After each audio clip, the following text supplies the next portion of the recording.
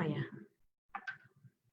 sebelum kita mulai tes dulu, apa suara saya bisa didengar, Bu Wiwi? Bu Wiwi, mic-nya dihidupin. Bunyi Mas. Bisa, Mbak. Halo. Waalaikumsalam, Bunyi Mas. Selamat pagi, selamat Semangat pagi. Bunyi Mas, apa kabar? Ya, terima kasih. Kabar baik Bu Wiwi, sehat selalu, maaf lahir batin ya Bu. Ya, sama-sama. Bu Gracia juga.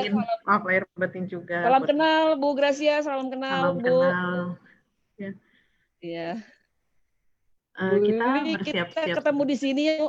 Iya, kita sering ketemu di barat ya Bu waktu itu. Iya. Di barat ya. Wah, sekarang pindah ya Bu. Iya. Air Petra. Iya. Mas Fajar, oke, layarnya. Oke, kita tes. Mas Fajar berarti udah oke ya layarnya.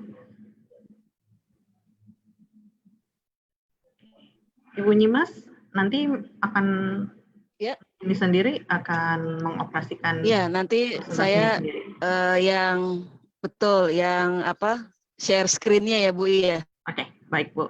Baik. Ya. Oke. Saya pastikan dulu ini kita sudah bisa mulai. Apa gimana?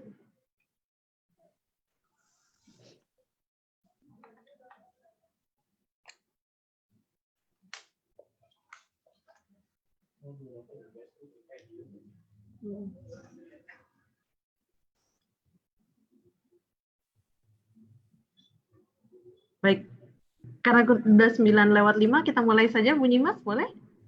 Boleh, Bu Gracia. Ya. Bu Wiwi? Ya. Kita mulai, bisa? Baik. Kita mulai dulu. Karena sudah pesertanya di Zoom ini sudah sampai 416, 17, dan terus meningkat. Baik. Kita mulai karena memang sudah jam 9:05. Baik. Assalamualaikum warahmatullahi wabarakatuh. Selamat pagi dan salam sejahtera bagi kita semua. Bagaimana kabar Ibu Bapak, para sahabat perempuan dan anak dimanapun Anda berada? Semoga Anda sekeluarga dalam keadaan sehat dan aman. Sahabat perempuan dan anak, perkenalkan dulu nama saya. Lengkapnya Maria Gracia Manurung, biasanya dipanggilnya Gracia.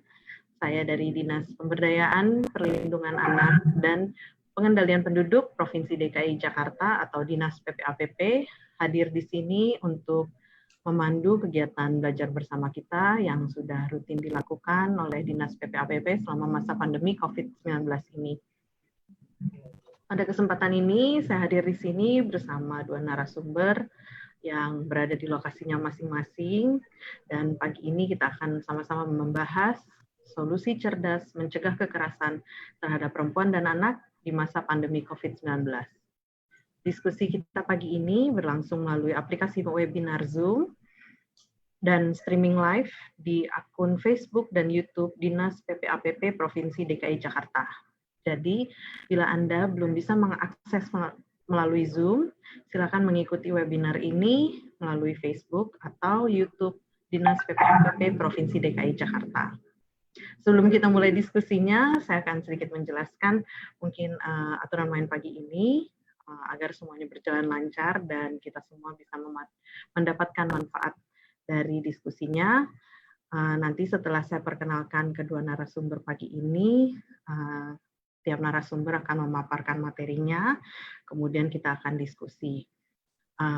Untuk Ibu Bapak, para peserta webinar melalui Zoom, dapat mengajukan pertanyaannya melalui fitur Q&A yang terdapat pada bagian bawah layar. Nanti panelis, kedua narasumber dapat membacanya dan bisa saja dijawab langsung saat paparan, ataupun nanti kita akan jawab saat diskusi. Baik, mungkin beberapa Bapak Ibu bertanya gitu ya, kenapa sih topik diskusi pagi ini tentang kekerasan terhadap perempuan dan anak gitu. Apa hubungannya kekerasan terhadap perempuan dan anak dan pandemi COVID-19 gitu. Mungkin Bapak Ibu yang bertanya, kan kita disuruh stay at home, kan kita disuruh tetap di rumah, kerja di rumah, belajar di rumah, ibadah di rumah gitu. Jadi mungkin melalui diskusi ini kita akan sama-sama mencari jawabannya dari kedua narasumber kita pagi ini. Nah, yang pertama narasumber kita Ibu Nyimas Diana Wulansari, Sarjana Psikologi. Mungkin sudah tidak asing lagi bagi Ibu Bapak, para sahabat perempuan dan anak. Terima kasih banyak Bu Nyimas atas kesediaannya di waktu yang sangat padat pas jadwalnya ini luar biasa. Bersedia bekerja sama dengan Dinas PPAPP untuk berbagi dengan para sahabat perempuan dan anak pada pagi hari ini. Dan narasumber kedua adalah Ibu Insinyur Wiwi Handayani, Magister Sains, selaku Kepala Unit Pelaksanaan Teknis Pusat Pelayanan Terpadu Pemberdayaan Perempuan dan Anak Provinsi DKI Jakarta, atau lebih dikenal sebagai P2TP2A, yang nanti akan menjelaskan mengenai penanganan kasus kekerasan terhadap perempuan dan anak di Provinsi DKI Jakarta. Baik, untuk mempersingkat waktu, kita mulai saja diskusinya dengan narasumber pertama kita, yaitu Ibu Nyimas Diana Wulansari. Sangat apresiasi sekali nih Bu, sekali lagi Ibu sudah meluangkan waktunya. Di sini Bapak Ibu, mungkin buat Bapak Ibu yang belum mengenal Bu Nyimas, beliau adalah seorang praktisi dan pakar parenting keluarga Indonesia yang mungkin tidak asing lagi di dunia keluarga dan parenting di Indonesia. Pendidikan dan pelatihan yang sudah ia tempuh di berbagai bidang seperti psikologi, pendidikan, dan public speaking, serta didukung minatnya pada anak, keluarga, dan bidang sosial mendorongnya untuk berkarya sebagai konsultan, penulis, dan narasumber di berbagai instansi seperti BKKBN, Kementerian Pendidikan dan Kebudayaan, dan banyak instansi dan lembaga lainnya. Waktu sharingnya nanti 30 menit ya Bu, akan saya ingatkan melalui chat dan juga secara langsung nanti menjelang akhir batas waktunya. Jadi tanpa panjang lebar lagi supaya kita langsung ke bahan diskusinya, saya persilakan Ibu untuk berbagi pada pagi hari ini. Sekali lagi terima kasih. Kalau kita bisa aplaus di rumah masing-masing buat Bu Nyimas, supaya Bu Nyimas mendapatkan energi positif dari kita semua. Silakan Bu Nyimas. Terima kasih Bu Gracia, terima kasih Bu Wiwi. Ya, Assalamualaikum warahmatullahi wabarakatuh kepada sahabat perempuan dan anak dimanapun Anda berada. Salam sehat dari saya dan salam sejahtera, tetap bahagia, tetap produktif walaupun di rumah saja. Terima kasih perkenalannya Bu Gracia. Hari ini saya akan berbagi tentang bagaimana solusi cerdas mencegah kekerasan terhadap anak dan perempuan. Ini yang jika ingin berteman dengan saya di dunia maya, ini dengan saya Diana Wulan, ya, kemudian YouTube saya Anda bisa unggah di Diana Wulansari atau di Motivasional. Ini dia WhatsApp admin kami, yang ini 0878556476, 081398181976. Di sini ada satu buah ayat Al-Mujadil ayat 11 disampaikan di sini dengan artinya bahwa Allah akan meninggikan orang-orang yang punya iman dan punya ilmu. Insya Allah habis dari sini kita termasuk orang-orang yang punya iman dan punya ilmu sehingga diangkat derajatnya oleh Allah Subhanahu wa taala. Amin. Selain muslim bisa menyesuaikan. Hari ini kita akan membicarakan yang pertama tentang kekerasan terhadap anak, kemudian hak anak, faktor penyebabnya seperti apa dan dampak kekerasan terhadap anak, kemudian solusi cerdasnya. Yang berikutnya adalah kekerasan terhadap perempuan, macam kekerasan terhadap perempuan, akibat kekerasan terhadap perempuan, dan solusi cerdasnya seperti apa. Anak adalah anugerah dan amanah dari Allah Subhanahu wa taala, dari Tuhan Yang Maha Esa, yang senantiasa harus kita jaga dalam dirinya, melekat harkat, martabat, dan hak-hak sebagai manusia yang harus dijunjung. Ini dia, anak adalah amanah dan anugerah. Kalau Allah kasihnya baik, balikinnya baik dong. Betul ya? Dari sisi kehidupan berbangsa dan bernegara, anak adalah masa depan sebuah bangsa. Anak adalah aset sebuah bangsa, penerus cita-cita sebuah bangsa. Oleh karena itu, perlindungan anak di dalam segala aspeknya merupakan bagian dari kegiatan pembangunan nasional, khususnya di dalam memajukan kehidupan berbangsa dan bernegara. Ya, dasar hukumnya apa? Yang pertama adalah Pancasila, tentunya sila ke-1 sampai sila ke-5.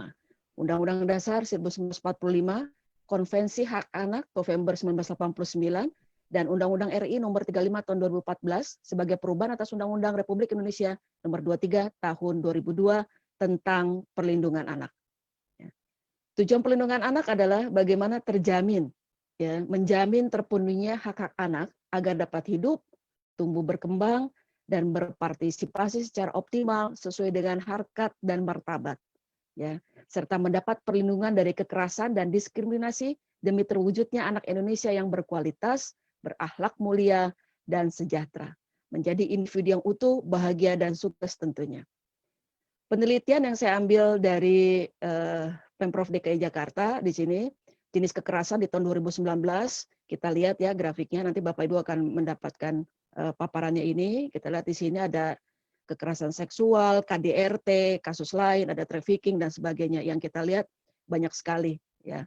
Kemudian kekerasan berdasarkan tempat kejadian ternyata memang di rumah tangga sangat tinggi, ya, terjadi KDRT. Kita lihat di sini. Kemudian sumber lainnya juga tadi 2019, ini 2018 juga mengalami, ya, lonjakan juga di sini. Di tempat kerja juga ada, di sekolah, di rumah tangga, fasilitas umum, dan sebagainya. Nanti Bapak Ibu bisa lihat. Dan apa sih tindak kekerasan terhadap anak atau child abuse ini?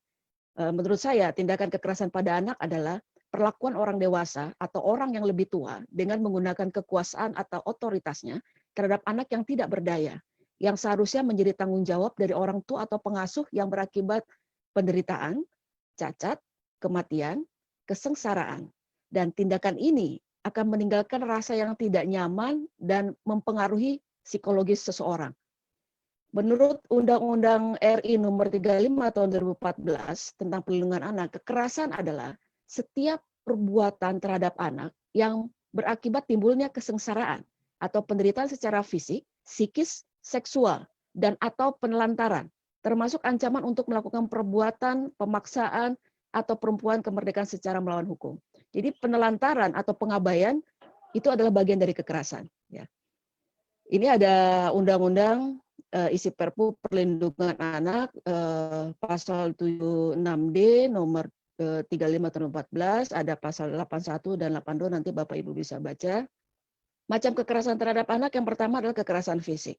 Baru-baru ini viral di media sosial yang masih berproses secara hukum, ya, ada anak yang penjual jalan kote, ya, kalau tidak salah. Nah, ini dibully, ya, oleh salah satu dan sekelompok pemuda malahan yang berusianya sudah bukan tidak remaja lagi, ya, dibully, ya, dan ini adalah masuk bagian dari kekerasan fisik. Umumnya menyangkut perilaku-perilaku yang berupa penganiayaan, pembunuhan, pemukulan, atau bentuk-bentuk kekerasan fisik lainnya yang dapat dilakukan oleh orang tuanya, saudara, atau orang lain yang dikenalnya, maupun orang yang tidak dikenal, ya, seperti nampar, nimpuk, nginjak, jegel, ngeludah, ya, kemudian meludahi, ya, maksudnya, kemudian memalak, melempar dengan barang, menghukum, jorokin, ya, itu juga termasuk kekerasan fisik.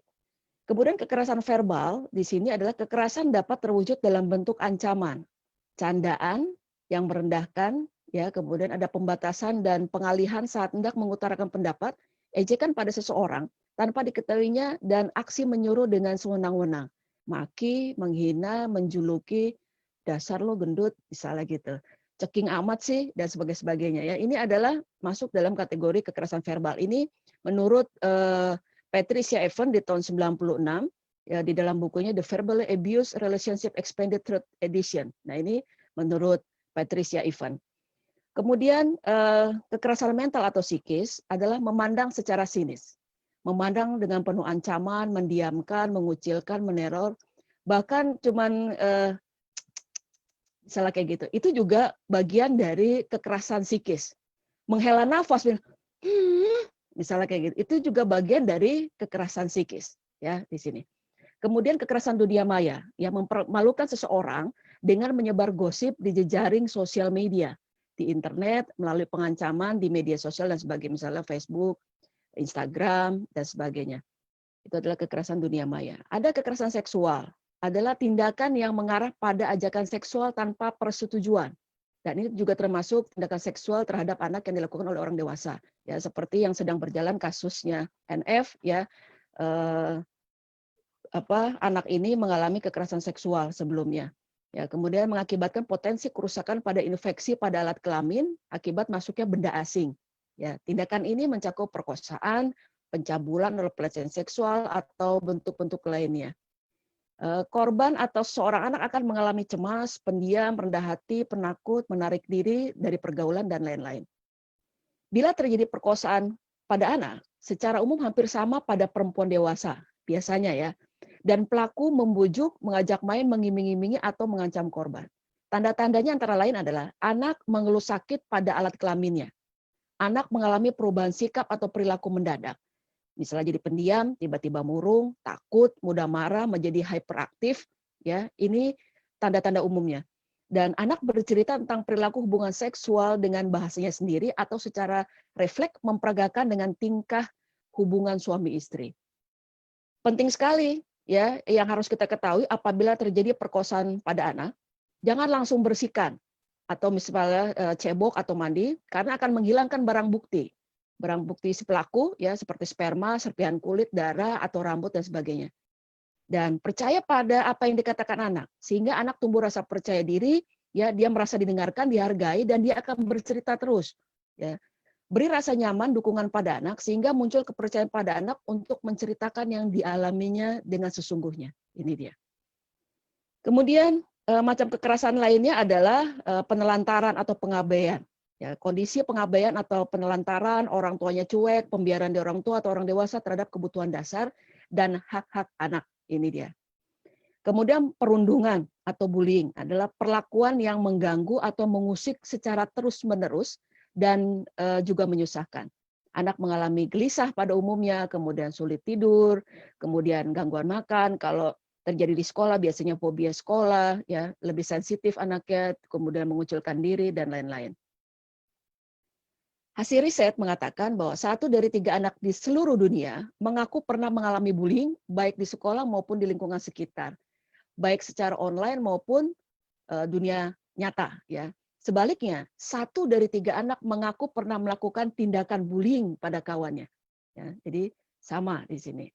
Ini hasil riset. Nah, kemudian ini terkait undang-undang ya pasal 54 Undang-Undang 35 tahun 2014, Anda bisa baca di sini. Kemudian tindakan kekerasan ekonomi diantaranya tidak memberikan pemeliharaan dan pendidikan yang sewajarnya bagi anak. Jadi stop kekerasan dalam pendidikan. Hak anak apa? Hak anak adalah bagian dari hak asasi manusia yang wajib dijamin, dilindungi, dan dipenuhi oleh orang tua, keluarga, masyarakat, pemerintah, dan negara. Dan ini ada di pasal 20. Negara, pemerintah daerah, masyarakat, keluarga, dan orang tua atau wali berkewajiban bertanggung jawab terhadap penyelenggaraan perlindungan anak. Dan kita tahu bahwa menurut Konvensi PBB tahun 1989 ada 10 hak anak yang harus didapat. 10 hak anak yang harus didapat: bermain, pendidikan, dan perlindungan, nama kebangsaan, makanan dan kesehatan, rekreasi, kesamaan, peran dalam pembangunan. 10 hak anak yang didapat secara internasional ini sama. Jadi kalau anaknya ditanya, ya hari ini anaknya pulang misalnya dari main, kitanya marah, dari mana main? Jangan ditoyor kepalanya, main mulu ya, jangan. Karena hak anak yang pertama adalah main. Jadi orang tua yang tidak memperbolehkan anaknya main, ya sebenarnya keluar dari hak anak ini, Konvensi PBB tahun 89. Kemudian faktor penyebabnya apa? Bisa terjadi kekerasan. Yang pertama bisa dari orang tua. Bisa dari orang tua sebagai faktor penyebabnya, bisa juga pernikahannya terlalu muda. Ya, usia muda, kemudian single parent, single mom atau single dad, lemahnya pengawasan orang tua terhadap anak baik di dunia maya ataupun di dunia nyata. Ya, kehamilan yang tidak diinginkan atau KTD, kurang pengetahuan terhadap perkembangan anak, ya, kecenderungan yang terjadi orang tua bisa temperamental, ya, pengalaman masa kecil, ya, kurang pengasuhan dari orang tuanya di zaman dulu, ya, jadi banyak anak-anak yang mendapatkan ilmu warisan dari orang tuanya zaman dulu, ya. Kemudian nilai tentang kekerasan, ya, sakit mental atau fisik, ya, ini beberapa penyebab dari faktor orang tua, masalah relasi dengan lingkungannya. Dari faktor anak apa? Ya, bisa jenis kelamin, anak yang tidak diinginkan atau KTD atau anak yang lahir di luar nikah, penampilan fisik anak, ya kadang-kadang terlalu kurus suka dibully dasar lu, ya misalnya, atau terlalu gemuk, gendut amat sih, misalnya kayak gitu, ya bisa berambut kribo dan sebagainya. Anak mengalami cacat tubuh atau gangguan tingkah laku, anak ABK atau terlalu lugu, ya ini bisa menjadi salah satu faktor penyebab dari kekerasan. Perilaku atau tabiat anak, kegagalan anak, bagaimana memenuhi harapan orang tua, keterikatan atau kecanduan main games, ya atau games yang kekerasan. Di sini faktor keluarga, bisa jadi besarnya jumlah keluarga, ya keluarganya terlalu banyak, ya ini bisa menjadi faktor penyebab terjadinya kekerasan. Kemudian kemiskinan, keluarga pecah atau broken home akibat perceraian, ketiadaan ibu dalam jangka panjang, isolasi sosial, bisa jadi tekanan hidup yang sangat tinggi, kemudian berasal dari keluarga yang biasa menggunakan kekerasan dengan alasan menanamkan disiplin, kemudian keluarga yang belum matang secara psikologis, ketidakmampuan mendidik anak, ini faktor keluarga. Dari masyarakat, hukum perlindungan terhadap anak yang tidak jelas atau belum jelas, berkurangan nilai anak karena cacat, jenis kelamin yang tidak diharapkan, bisa juga kesenjangan sosial, bisa juga pengaruh media massa yang bermuatan kekerasan, norma budaya, dan sebagainya. Ini faktor masyarakat. Kemudian dampaknya apa? Ya, secara fisik, anak bisa cacat tetap atau bahkan menimbulkan kematian. Ya, secara mental, akan melahirkan generasi yang lemah, yang agresif, yang murung, yang depresi, yang apatis, pemarah, dan sebagainya. Ya, ini dia dampak dari kekerasan terhadap anak. Ini beberapa gambarnya, saya skip aja. Tantangan ke depan generasi kita adalah bertumbuh, berdaya, dan berkembang. Dengan adanya perbedaan yang ada, dengan mewariskan toleransi dan bukan kekerasan kepada anak-anak kita. Ini dia. Rekomendasinya adalah untuk melakukan pencegahan terhadap kekerasan terhadap anak adalah bagi anak selalu bersikap waspada, baik orang yang dikenal ataupun tidak dikenal. Ya, mulai berani mengatakan tidak suka menjadi korban kekerasan. Jadi ajarkan anak untuk bicara, untuk ngomong, untuk teriak saya tidak suka. Ya, hilangkan pikiran bahwa orang tua berhak menghukum anak karena alasan disiplin, nggak main fisik. Ya, kalaupun melakukan kesalahan, hukuman tidak akan membuat keadaan menjadi lebih baik, namun justru akan menimbulkan dendam ya pada penghukum, sehingga katakan tanpa hukuman pun Anda sudah tahu bagaimana kesalahan diri sendiri. Bicarakan kekerasan di dalam anak dengan orang dewasa yang lain dianggap akan mampu membantu keluar dari permasalahan tersebut. Ini bagi anak rekomendasinya. Kemudian rekomendasi mencegah kekerasan bagi orang tua adalah penanaman nilai-nilai dasar Pancasila. Tentunya sila pertama, ketuhanan. Ajarkan konsep dasar Tuhan kepada anak-anak kita sejak usia dini. Ya, bagaimana beribadah menyeluruh ajaran keyakinan masing-masing, kemudian menyerap sifat dasar Tuhan yang Maha Esa, Ar-Rahman, Ar-Rahim, ya Maha Pengasih dan Penyayang. Kalau di dalam keluarga sudah diimplementasikan nilai-nilai dasar Pancasila, khususnya sila pertama, tidak akan terjadi kekerasan di dalam rumah tangga. Ini dia. Kemudian kemanusiaan. Ajarkan anak-anak kita tentang arti kemerdekaan, tentang hak-hak asasi manusia, ya bagaimana menjadi manusia yang bertanggung jawab, saling menghormati, saling menghargai, saling memuliakan manusia lain. Ya, kemudian yang ketiga apa? Ajarkan kepada anak kita tentang persatuan dan gotong royong, pembiasan kerjasama, kemudian tolong menolong antar teman, saudara, guru dan sebagainya. Dan ini akan menjadi tumbuh kesadaran dalam jiwa anak, dalam diri anak bahwa dengan bersatu dan bergotong royonglah bangsa ini bisa maju dan berkembang. Kemudian ajarkan kepada anak-anak kita tentang musyawarah. Ya, penanaman kesadaran untuk mau mendengar dan menerima pendapat orang lain, ya sangat penting ditanamkan sejak usia dini, sehingga akan lahir generasi yang berwawasan luas, mampu berargumentasi, ya mau mendengar dan tidak mau menang sendiri. Keadilan sosial, rasa kesadaran, semangat dan sebagainya itu bisa ditanamkan sejak usia dini. Permainan yang jujur, ya kemudian bagian makanan yang adil dan merata, sehingga akan tumbuh kepekaan di dalam diri anak. Ini dia pentingnya penanaman nilai-nilai dasar Pancasila. Kemudian bagaimana menjadi orang tua beneran, jangan bohongan, jangan jadi orang tua KW. Ya, jadi tahu bagaimana kewajiban dan tanggung jawab orang tua, yaitu menjalankan 3A, asuh, asih, dan asa. Ini dia pentingnya setiap orang tua mempraktekkan nilai-nilai tersebut. Kemudian membangun komunikasi positif dan bicara terbuka kepada anak. Ya, membangun komunikasi positif ini penting sekali di dalam setiap keluarga. Ya, kemudian mengevaluasi diri, diskusi dan berbagi. Orang tua bersikap sabar terhadap anak, memperbanyak pengetahuan, peka terhadap anak dan sebagainya. Kebanyakan orang tua abai, orang tuanya tidur, orang tuanya terlalu cuek sama anak-anaknya.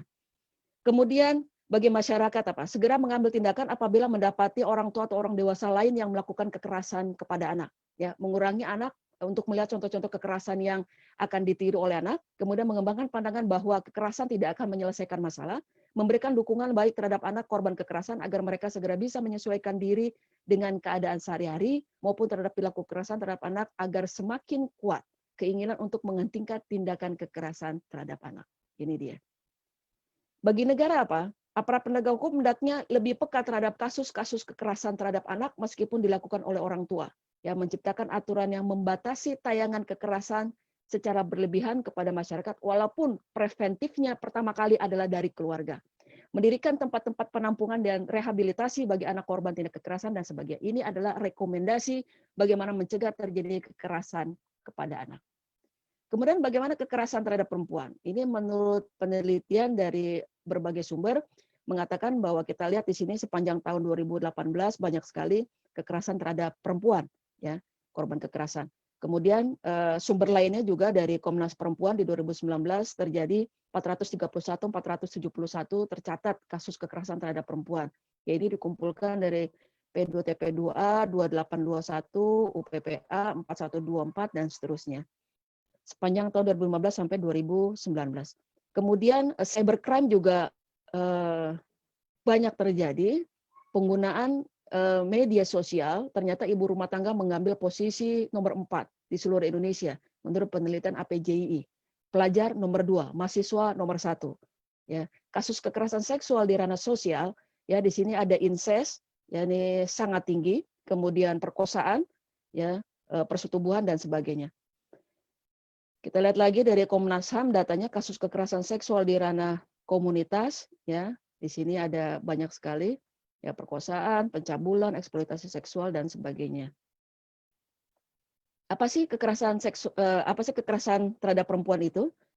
Menurut Declaration of Elimination on Violence Against Women dari UN General Assembly tahun 1993, kekerasan terhadap perempuan adalah segala tindakan kekerasan yang ditujukan kepada perempuan yang mungkin saja mengakibatkan penderitaan secara fisik, seksual, psikologis, termasuk tindakan mengancam, memaksa, atau membatasi kebebasan, baik yang terjadi di ranah publik ataupun domestik.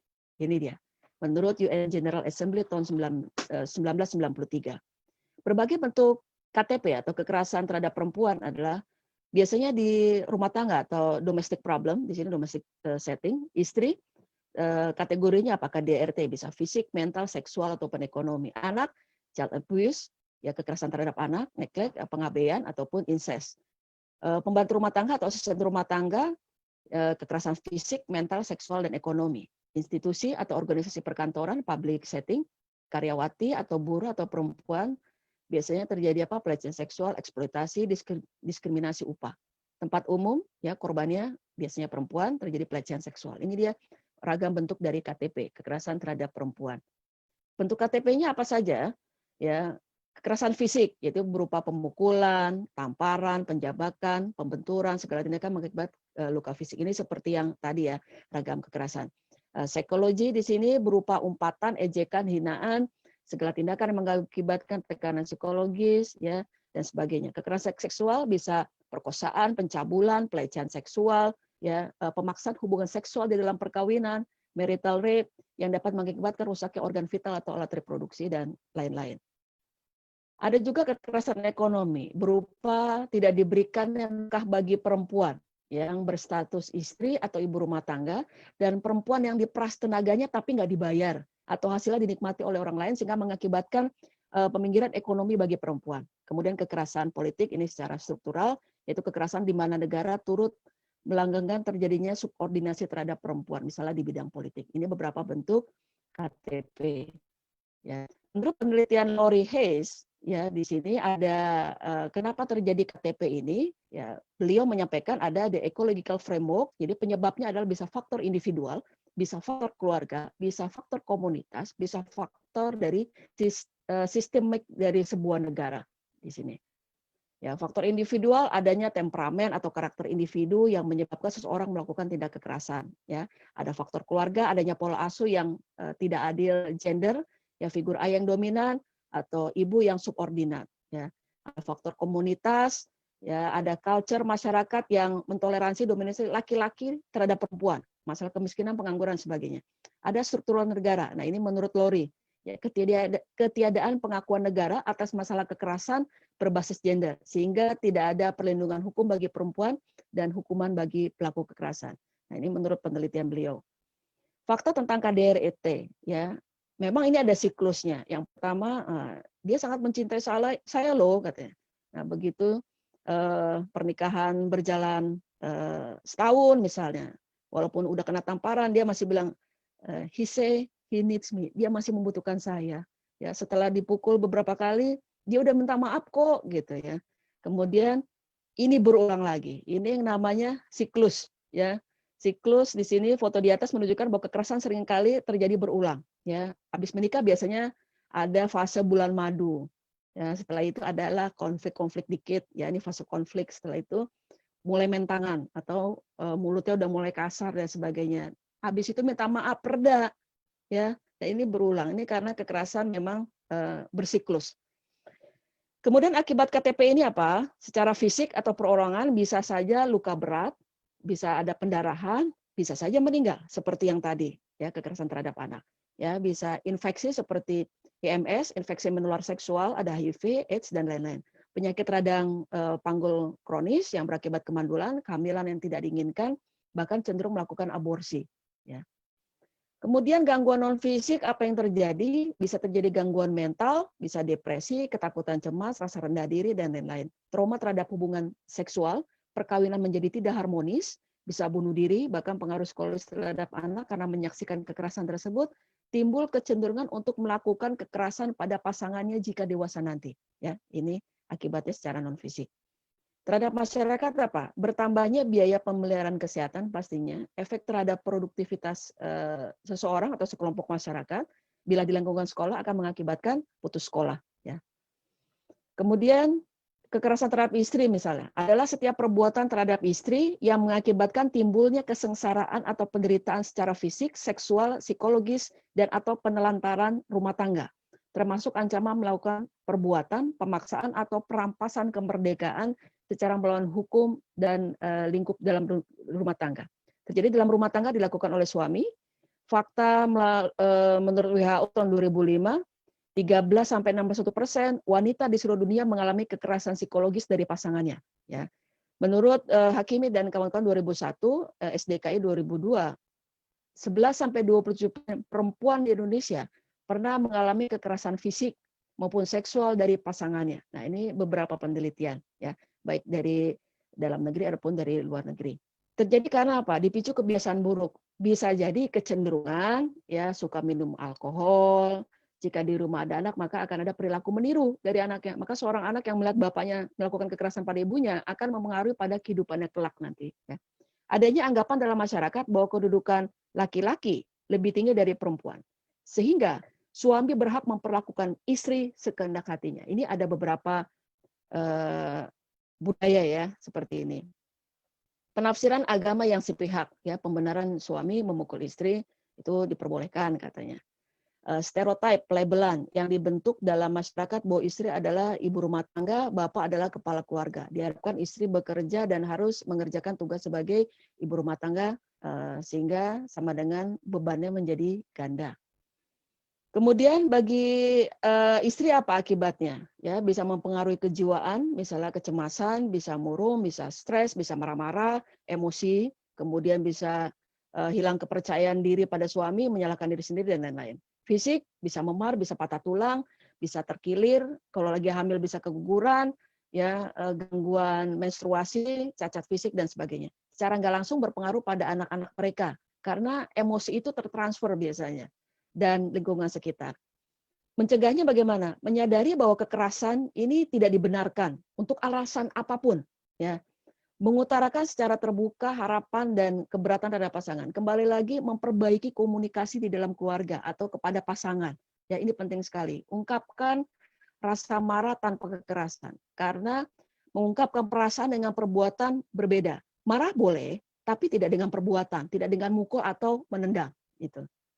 Kemudian Apa yang dapat dilakukan bila terjadi kekerasan terhadap istri? Bicara terbuka kepada suami untuk tidak bertindak semaunya. Ngomong kalau tidak suka. Kemudian minta pihak ketiga untuk memediasi. Keluarga, tokoh masyarakat, ya minta bantuan P2T P2A untuk bantu bagaimana menyelesaikan masalah.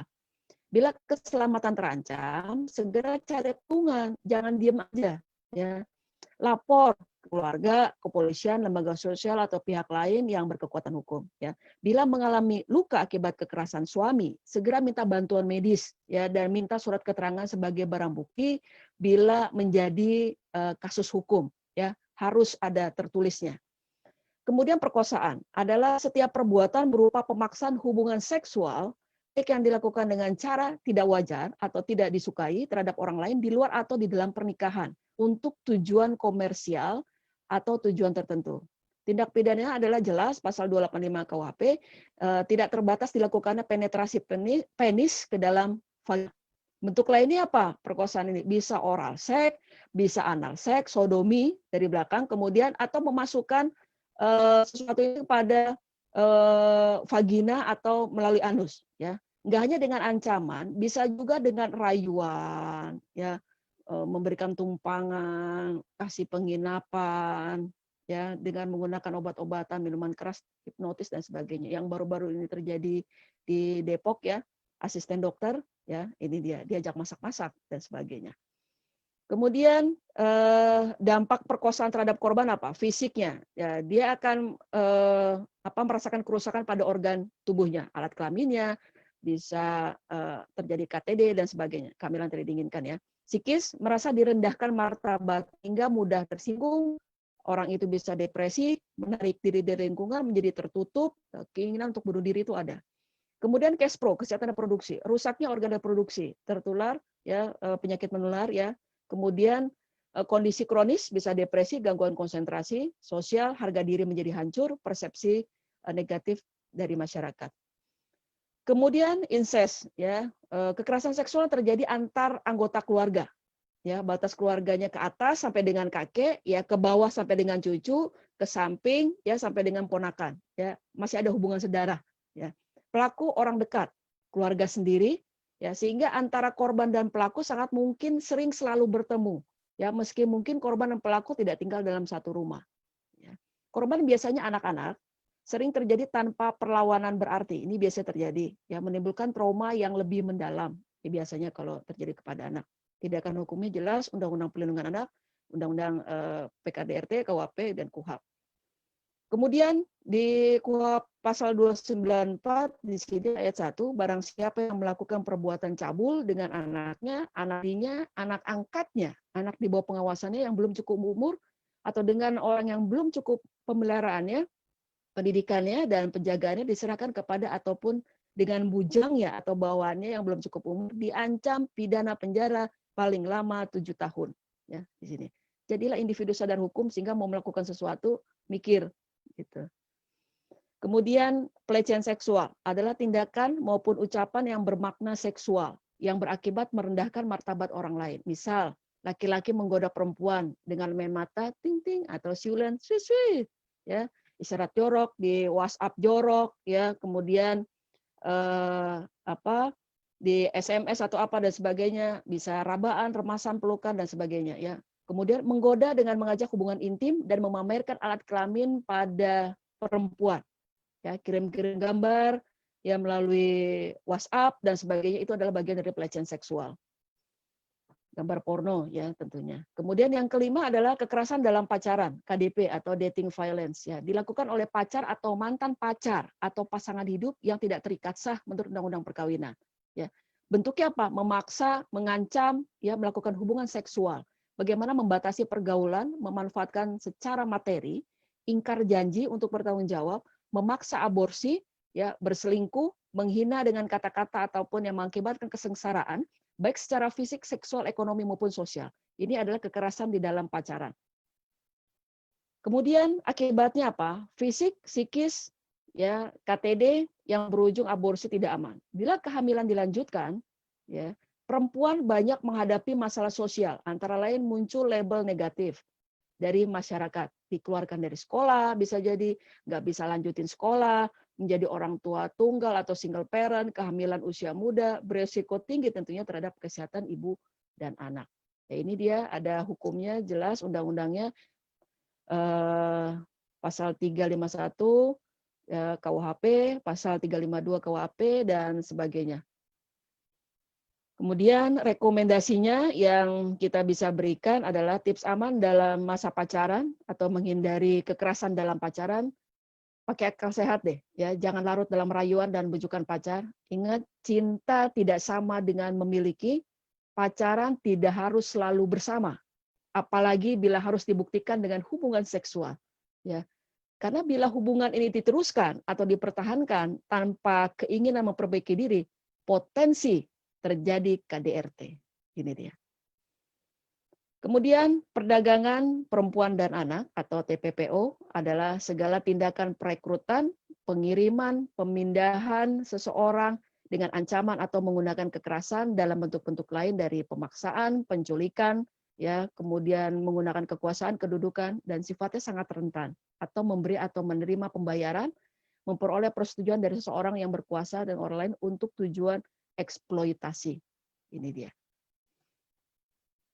Pelakunya siapa? Bisa oknum, ya, di sini oknum perusahaan pengerah jasa TKI, ya, calo, germo, ya, agen TKI, pemalsu KTP, majikan, oknum orang tua, ya, preman, bandar narkoba, dan lain-lain. Ini beberapa pelakunya. Dilakukan dengan cara apa? Biasanya menawari perempuan dan anak untuk belajar di luar negeri. Bisa dalam bentuk, dalam tanda kutip, bisa beasiswa. Makanya hati-hati kalau mendapatkan beasiswa yang tidak jelas, ya. Memberikan keterangan jelas tentang jenis pekerjaan, tempat kerja, upah, dan sebagainya. Bisa juga, ya, kecenderungan terjadi dipinang sebagai istri di luar negeri tanpa tahu asal-usul orang tersebut. Jadi ada pesanan, nikah pesanan, ya, akan diajak ke negara calon suami dan sebagainya. Kemudian bila melihat atau menjadi korban kekerasan, apa yang kita harus lakukan? Katakan dengan tegas, Anda tidak menyukai pelaku, ya. Bila tidak bisa secara segera menjauh dari pelaku, ya. Bila pelaku masih nekat, beri peringatan lebih keras. Saya tidak suka, saya tidak mau dibeginikan, ya. Bila perlu gunakan kekuatan fisik Anda untuk menolak. Dan ingat, segera lapor, gak usah takut. Ya, buat catatan tentang kejadian, meliputi identitas pelaku, waktu kejadian, tempat kejadian, saksi, jenis atau bentuk pelecehan yang dilakukan. Juga simpan barang-barang seperti pakaian atau barang lain yang dipakai pelaku untuk pembuktian hukum. Ya. Ceritakan yang Anda alami kepada orang yang Anda percaya, orang tua, keluarga, teman, ya, atau hubungi lembaga yang peduli pada masalah ini. Ya, bila laporkan ke polisi terdekat, ya, bisa dilaporkan ke polisi yang terdekat. Kemudian RPK, ruang pelayanan khusus terdekat. Sini bila terjadi kasus kekerasan, baik anak ataupun perempuan. Rekomendasi yang saya berikan untuk pencegahan dan penanganan KTP adalah masyarakat menyadari atau mengakui KTP sebagai masalah yang perlu diatasi. Ya, yang kedua apa? Menyebarluaskan produk hukum tentang pelecehan seksual di tempat kerja. Ya, jadi individu sadar hukum ini penting sekali untuk meminimalisir atau pencegahan terhadap kekerasan bagi anak dan perempuan. Membekali perempuan tentang penjagaan keselamatan diri, melaporkan tindak kekerasan pada pihak yang berwenang, melakukan aksi menentang kejahatan seperti kecanduan alkohol, perkosaan, dan lain-lain melalui organisasi masyarakat atau lembaga swadaya masyarakat. Rekomendasi penanganan lainnya adalah melakukan penyuluhan seperti yang dilakukan Dinas PPAPP sekarang. Terima kasih. Ya, kemudian meningkatkan pengetahuan dan kemampuan dalam penanganan kasus-kasus KTP, ya, bermitra atau berpartisipasi dalam pengembangan jaringan kerja untuk menanggulangi di sini masalah KTP dengan instansi-instansi terkait, LSM, organisasi kemasyarakatan, dan organisasi profesi lainnya. Memberikan pelayanan yang dibutuhkan oleh korban KTP. Dan tidak menunda, harus mulainya sekarang. Ya, ini dia. Tetap semangat dan selamat berkarya buat penyuluh hebat, ya, buat teman-teman yang sedang mendengarkan paparan hari ini. Ya, wassalamualaikum warahmatullahi wabarakatuh. Terima kasih, terus berkarya. Ya, saya kembalikan ke Ibu Gracia. Baik, terima kasih Bu Nyimas atas begitu lengkapnya informasi pengetahuan untuk semua tentang apa itu kekerasan, apa itu macam-macamnya, dampaknya juga seperti apa, dan apa peran kita sebagai anggota masyarakat dalam mencegah dan juga apa yang bisa kita lakukan bila menemukan kekerasan. Itu tanggung jawab kita bersama. Mungkin kita langsung saja untuk selanjutnya. Bu Wiwi, mungkin sambil siap-siap, saya mengingatkan lagi kepada para peserta yang sudah hadir melalui aplikasi Zoom. Terima kasih. Saya lihat di sini ada dari RPetra, Satgas PPA, terus teman-teman PATBM, banyak sekali yang sudah hadir. Bagi Bapak Ibu, para sahabat perempuan dan anak yang ingin bertanya, silakan gunakan fitur Q&A yang ada di bawah layar. Nanti sambil kita berdiskusi, pertanyaannya mudah-mudahan bisa juga terjawab. Terima kasih Bu Nyimas atas informasinya. Kita sekarang simak Bu Wiwi. Bu Wiwi sebagai pengantar mungkin adalah Kepala P2TP2A, yaitu unit pelayanan teknis yang berada di bawah koordinasi Dinas PPAPP Provinsi DKI Jakarta, yang tugasnya adalah menangani kasus kekerasan terhadap perempuan dan anak di Provinsi DKI Jakarta. Bu Wiwi nanti akan menjelaskan mengenai layanan terhadap korban kekerasan terhadap perempuan dan anak di masa pandemi COVID-19 ini, dan nanti selengkapnya Bu Wiwi tentunya yang menjelaskan. Saya langsung saja perkenalkan dan mempersilahkan Bu Wiwi untuk menjelaskan materinya siang ini. Buat Bapak Ibu, para sahabat perempuan di rumah, bisa beri aplaus untuk Bu Nyimas dan juga untuk Bu Wiwi supaya semangat kita semua. Terima kasih. Baik, terima kasih Bu Grace. Terima kasih pada penyelenggara webinar Solusi Cerdas Mencegah Kekerasan Terhadap Perempuan dan Anak di masa pandemi COVID-19. Yang saya hormati para peserta webinar. Hari ini kami dari P2TP2A diundang untuk mengisi webinar dengan paparan yang berjudul Layanan Korban KTP-KTA di masa pandemi COVID-19 di UPT P2TP2A DKI Jakarta. Next.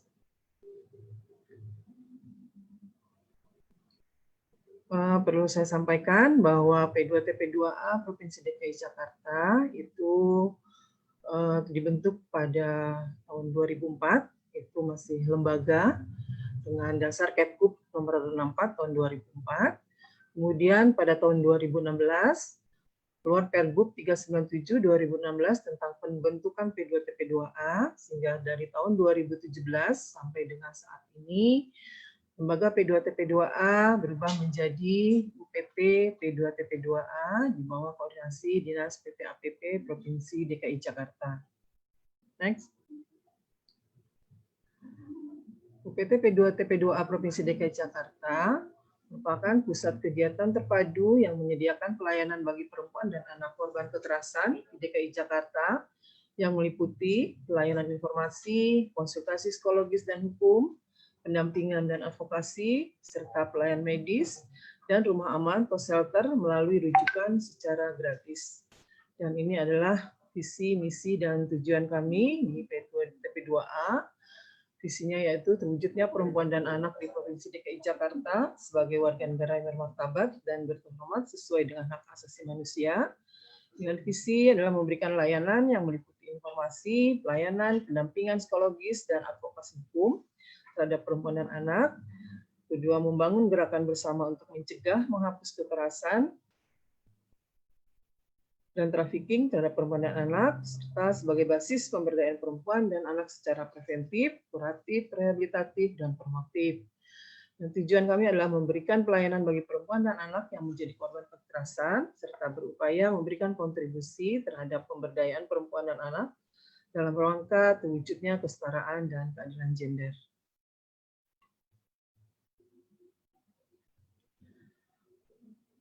Perlindungan hukum bagi korban kekerasan terhadap anak dan perempuan, yaitu dasar hukum adalah Undang-Undang Nomor 23 Tahun 2004 tentang penghapusan dalam kekerasan dalam rumah tangga, Kemudian Undang-Undang 21 tahun 2007 tentang TPPO atau tindak pidana perdagangan orang, dan Undang-Undang 35 tahun 2014 tentang perubahan atas Undang-Undang 23 2002 tentang perlindungan anak. Nah, untuk di DKI Jakarta sendiri kita sudah memiliki Perda yaitu nomor 8 tahun 2011 tentang perlindungan perempuan dan anak dari tindak kekerasan. Kemudian ada beberapa Pergub, kemudian Kepgub, dan kami juga merupakan kegiatan-kegiatan perlindungan dan pencegahan kekerasan terhadap perempuan dan anak di DKI Jakarta. Ini adalah merupakan kegiatan strategis daerah nomor 13. Next. UPT P2TPDA DKI Jakarta sudah berstandar internasional, yaitu kita sudah mendapatkan ISO 9001 2015, dimulai pada tahun 2016, dan 2019 kita sudah resertifikasi.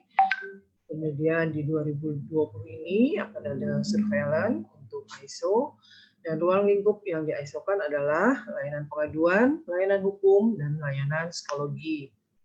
Next.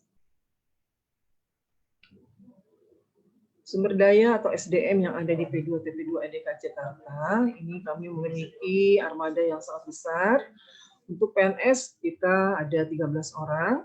Kemudian untuk tenaga ahli dan tenaga layanan itu ada sebanyak 81 orang yang melayani, terdiri dari ada tenaga ahli pemenuhan hak korban kekerasan perempuan dan anak ada 2 orang, kemudian tenaga ahli psikolog klinis ada 1 orang, kemudian ada juga call center, kemudian manajer kasus, kita juga memiliki advokat, psikolog klinis, kemudian pendamping korban, paralegal untuk unit reaksi cepat, kemudian juga paralegal dan konselor.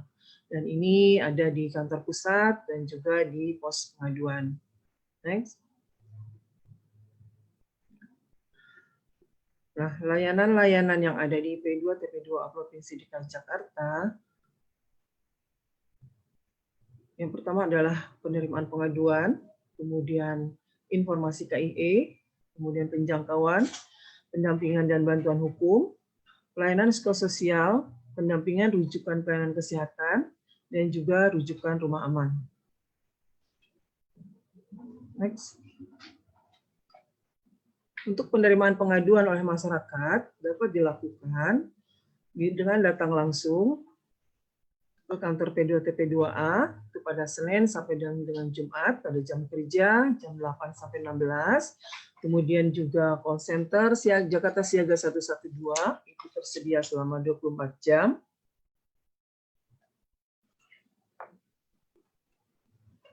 Kemudian juga dengan hotline, telepon, SMS, WhatsApp itu tersedia selama 24 jam. Kemudian juga bisa datang langsung ke pos pengaduan Senin sampai dengan Jumat pada jam kerja yaitu jam 8 sampai jam 16.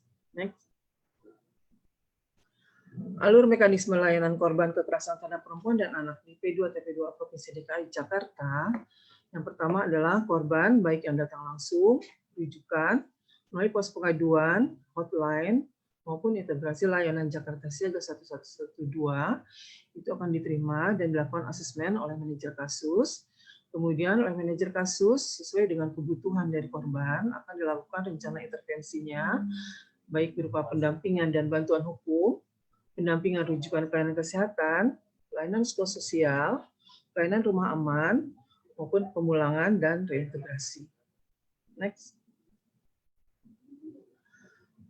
Adapun layanan hukum yang kami layani di P2TP2A DKI Jakarta, yang pertama adalah kami melayani pendampingan hukum di kepolisian, kejaksaan, dan pengadilan, kemudian juga menjadi kuasa hukum untuk perceraian korban KDRT, kemudian juga ada penjangkauan oleh ORC, unit reaksi cepat, kemudian mediasi, dan selanjutnya adalah ada konsultasi hukum. Next. Sedangkan layanan psikologi yang kami berikan, yang pertama adalah pengukuran awal, kemudian psikososial atau psikoedukasi, kemudian konseling, asesmen resiko, saksi ahli di kepolisian dan pengadilan, pemeriksaan psikologis, terapi pemulihan baik individu maupun kelompok.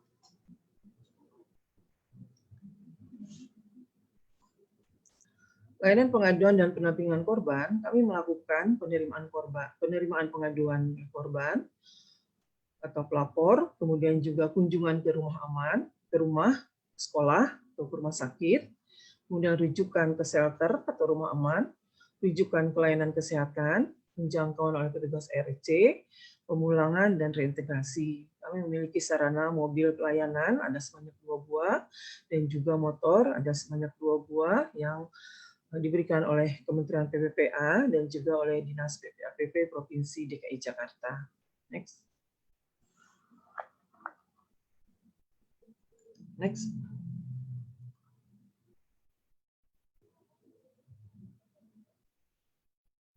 Di samping kantor pusat kami di Pulau Gadung, kami juga untuk mendekatkan layanan kepada masyarakat, terutama layanan pengaduan, kami memiliki 19 pos pengaduan korban KTP-KTA di wilayah DKI Jakarta, di mana di Jakarta Barat ada sebanyak 6 pos pengaduan, yaitu di Kalijodo, Rusunawa Pesaki, Utama, Pos Jati Pulau Apur, Pos Alur Kemuning, Pos Kembangan Utara. Sedangkan untuk di Jakarta Selatan, ada 4 pos pengaduan, yaitu Pos Kemandoran, Pos Pelamboyan, Pos Kemuning, Pos Ciganjur Berseri.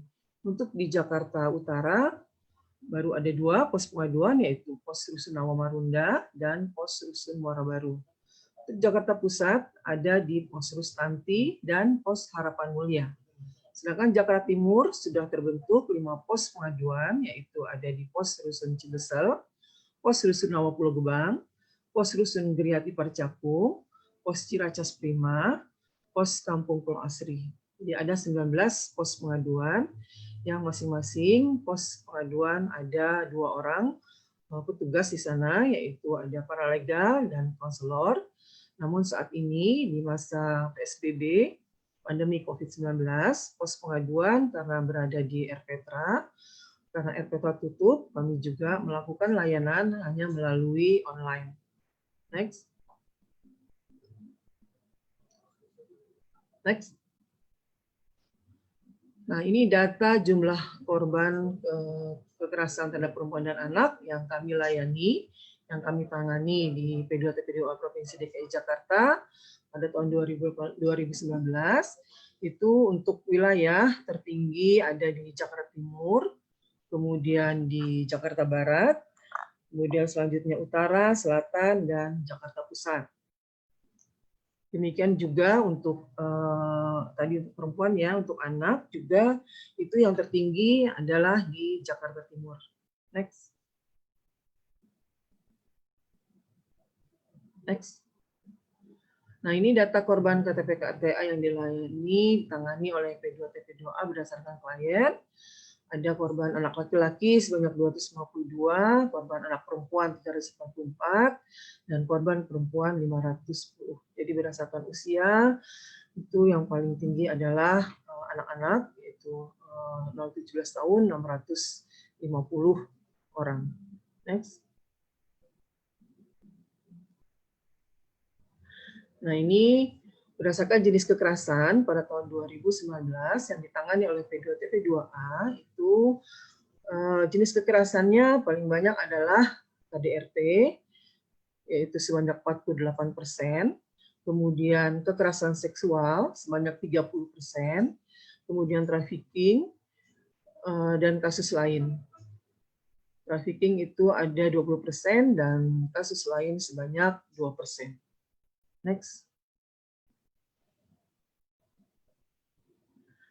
Nah, untuk bentuk kekerasan dalam rumah tangga, tahun 2019 yang kami tangani di P2TP2A, itu paling banyak adalah kekerasan psikis, yaitu sebanyak 607 atau 42%, kemudian kekerasan fisik 500 atau 35%, selanjutnya adalah kekerasan seksual dan penelantaran rumah tangga. Next. Next. Nah, jumlah korban KTP-KTA yang ditangani oleh P2TP2A berdasarkan layanan yang diberikan dari jumlah klien yang terregistrasi di tahun 2019, yaitu sebanyak 1.179 orang, Yang mendapatkan layanan adalah sebanyak 253 layanan yang kami berikan kepada 1.179 klien yang telah terregistrasi. Pelayanan yang terbanyak yang diberikan adalah layanan konseling psikologi 34%, kemudian pendampingan korban sebanyak 27%, konsultasi hukum 22%, mediasi 7%, kemudian home visit 5%, dan pelayanan medis sebanyak 3%. Next. Nah, tentu saja P2TP2A DKI Jakarta kami tidak bisa bekerja sendiri. Kami memiliki mitra kerja sebagai lembaga rujukan untuk korban kekerasan perempuan dan anak, di mana mitra kerja kami adalah layanan kesehatan di rumah sakit RSUD, rumah sakit daerah, kemudian rumah sakit vertikal, kemudian 44 puskesmas, dan saat ini juga ada 8 rumah sakit PPT yang juga melayani korban kekerasan terhadap perempuan dan anak. Kemudian juga UPTD PPA di daerah. Kemudian juga kami bermitra dengan kementerian, yaitu Kementerian PWPA, Kementerian Sosial, dan Kementerian Kesehatan. Kemudian juga kami bermitra dengan unit PPA Polda Metro Jaya, Polres di 5 wilayah kota, kemudian juga Polsek dan Babin Kamtipmas, dan kami juga sudah membuat MOU dengan Polda Metro Jaya. Kemudian juga kami bermitra dengan LSM terkait seperti Komnas Perempuan, KPAI, kemudian LPSK, LBH, serta mitra perempuan. Dan yang tidak kalah pentingnya yang merupakan garda terdepan dalam mitra kerja kami adalah masyarakat, yaitu para pengelola RPTRA, kemudian yang ada pos pengaduannya juga, kemudian juga aktivis-aktivis PLTBM di masyarakat, Satgas Perlindungan Perempuan dan Anak yang juga sudah terbentuk sampai dengan kelurahan, kemudian ada Forum Puspaga, ada kader PKK dan Dasawisma, kemudian Thomas, Toga, serta Forum Anak. Elemen masyarakat memiliki peran yang sangat penting dalam mencegah kekerasan sehingga diharapkan peka terhadap situasi dan kondisi yang terjadi di wilayahnya. Jadi kami berharap Bapak Ibu semua peserta webinar yang sebagian besar adalah pengelola RPTRA, Satgas PPA, kemudian juga kader-kader PKK, dan masyarakat lainnya, kelompok-kelompok masyarakat lainnya, kami berharap bisa melakukan sosialisasi, bisa melakukan pencegahan, kemudian juga bisa melakukan deteksi dini apabila terjadi kekerasan yang terjadi di wilayah Bapak Ibu masing-masing. Next.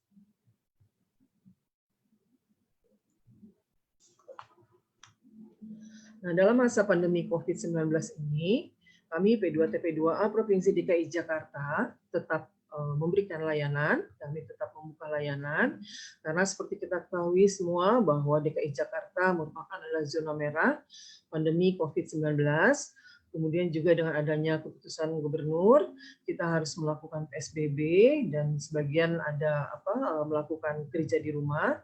Jadi dalam masa pandemi COVID-19 ini, kami P2TP2A Provinsi DKI Jakarta tetap memberikan layanan dan mengutamakan keselamatan baik dari klien maupun tenaga layanan. Next. Next, Mas Fajar. Nah, layanan P2TP2A DKI Jakarta selama masuk ke masa pandemi COVID-19 ini, kami tetap melayani, memberikan layanan 24 jam melalui Jakarta Siaga 112, hotline, email, maupun datang langsung. Kemudian penerimaan pengaduan di 19 pos pengaduan, kami tetap memberikan layanan sosial, awal dan konsultasi melalui konsultasi hukum melalui telepon secara online, karena memang pos pengaduan kami ada di RPTRA karena RPTRA tutup, jadi kami melakukannya secara online. Kemudian petugas-petugas layanan yang ada di P2TP2A baik tenaga layanan maupun PNS, kami tetap masuk sesuai jam kerja dengan menerapkan sistem piket, dan sebagian petugas juga melakukan layanan dengan work from home, yaitu melakukan layanan secara on call.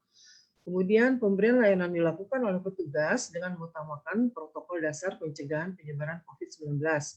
Jadi kami tetap memberikan layanan tatap muka, tapi dengan mengutamakan keselamatan klien dan petugas layanan. Kemudian prosedur pertemuan dengan mitra kerja dan pengelolaan dokumen klien kami lakukan juga secara online. Dan layanan tatap muka dengan klien kita tetap tersedia dan dilayani untuk kasus yang menjadi prioritas atau sedang dalam proses hukum, dan kita tetap melakukan protokol dasar pencegahan penularan COVID-19. Kemudian setiap satu hari dalam sehari 2 kali kami melakukan meeting online untuk evaluasi dan updating layanan yang diberikan kepada korban oleh seluruh petugas layanan yang ada di P2TP2A Provinsi DKI Jakarta. Next. Prinsip dalam penanganan korban KTP-KTA dalam masa pandemi COVID-19 adalah kami mengutamakan keamanan, keselamatan klien, dan petugas layanan P2TP2A dalam proses pemberian layanan dan melakukan protokol dasar layanan, yaitu mewajibkan untuk menggunakan masker, pengukuran suhu tubuh, kemudian mencuci tangan, kemudian atau penggunaan hand sanitizer, dan juga menjaga jarak fisik. Jadi kami mengatur di kantor untuk tatap muka, itu kami lakukan protokol dasar layanan dalam masa pandemi COVID-19 ini. Next. Korban KTP-KTA memang tetap menjadi prioritas meskipun dalam masa pandemi COVID-19. Hal ini dengan dikeluarkannya protokol penanganan anak korban tindak kekerasan dalam situasi pandemi COVID-19 oleh gugus tugas percepatan penanganan COVID-19. Kemudian juga protokol penanganan kasus KTP-KTA yang dikeluarkan oleh Kementerian PPPA, dan juga adanya SE Dinas Kesehatan nomor 85 SE 2020 tentang layanan kesehatan bagi korban KTP-KTA selama pandemi COVID-19 di rumah sakit dan puskesmas. Protokol layanan yang dikembangkan selama masa pandemi COVID-19 ini, kami sudah membuat protokol. Yang pertama adalah protokol penerimaan pengaduan melalui online, yaitu 112, telepon, WA, dan email. Kemudian protokol penerimaan konsultasi hukum dan konseling psikologi online, protokol layanan pertemuan tatap muka, protokol layanan penjangkauan, layanan antar jemput klien, layanan pendampingan dalam proses hukum, kepolisian, kejaksaan maupun persidangan, kemudian protokol layanan pendampingan korban, dan protokol rujukan rumah aman dan layanan kesehatan. Selain protokol, kami juga menyusun indikator penanganan klien tatap muka, rencana penyelamatan diri, alur pengaduan komunitas, alur kerjasama lintas sektor, serta screening risiko COVID-19 bagi korban dan pengantar yang datang ke P2TP2A Provinsi DKI Jakarta. Nah, kasus KTP-KTA yang kami tangani dari Januari sampai dengan Mei tanggal 18 tahun 2020, ya, itu untuk totalnya ada sebanyak 389, di mana itu terdiri dari perempuan, anak perempuan dan anak laki dengan jenis kekerasan mulai dari KDRT, kekerasan seksual, trafficking, maupun kasus lain, dan bentuk kekerasan ada fisik, psikis, seksual, maupun penelantaran rumah tangga. Jadi selama masa pandemi COVID-19 ini yang kami tangani adalah sebanyak 389 orang yang datang ke P2TP2A, baik yang datang langsung melalui Jakarta Siaga 112, hotline, ya, maupun melalui email dan WA. Next. Nah, dalam masa pandemi COVID-19 ini, kami juga membuat informasi KIE tentang layanan kami dengan membuat infografis ya yang ditayangkan di medsos. Kami menyampaikan bahwa layanan kami tetap tersedia selama 24 jam melalui call center dan unit reaksi cepat. Nah, ini adalah contoh-contoh infografis yang kami buat selama masa pandemi COVID-19. Next. Ini adalah infografis yang sudah kami buat. Next.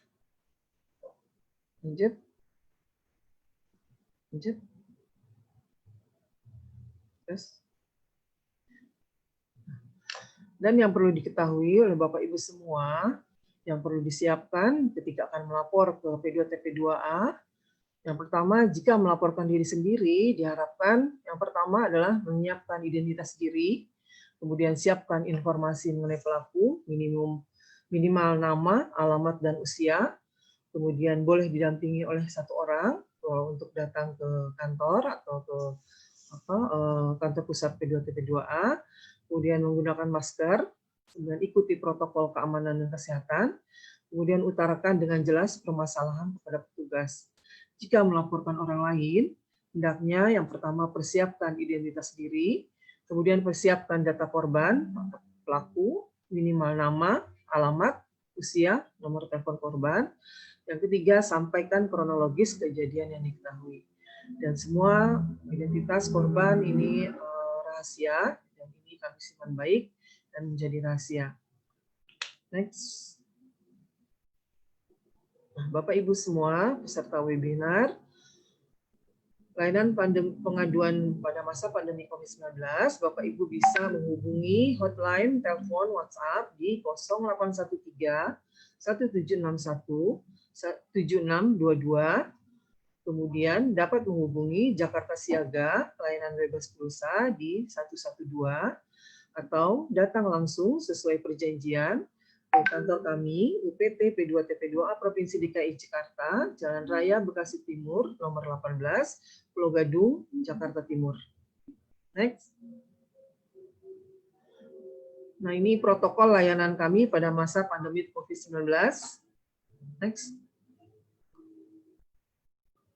Untuk alur layanan dalam masa pandemi COVID-19, konsultasi dan informasi pengaduan diterima melalui nomor hotline Jakarta Sayagda 112 atau datang langsung ke kantor P2TP2A. Kemudian, petugas call center kami yang menerima laporan pengaduan dan akan meneruskan informasi ke manajer kasus. Pada situasi darurat, pendamping korban dan URC akan melakukan penjangkauan ke TKP bila mana korban sangat terancam dan atau membutuhkan perlindungan pada saat itu juga. Kemudian manajer kasus akan menghubungi korban untuk dilakukan asesmen awal by phone dan meneruskan layanan yang dibutuhkan, yaitu misal tim layanan hukum memberikan layanan by phone. Pada situasi darurat, para legal atau konselor tetap akan melakukan pendampingan. Kemudian juga tim layanan psikologi akan memberikan layanan by phone.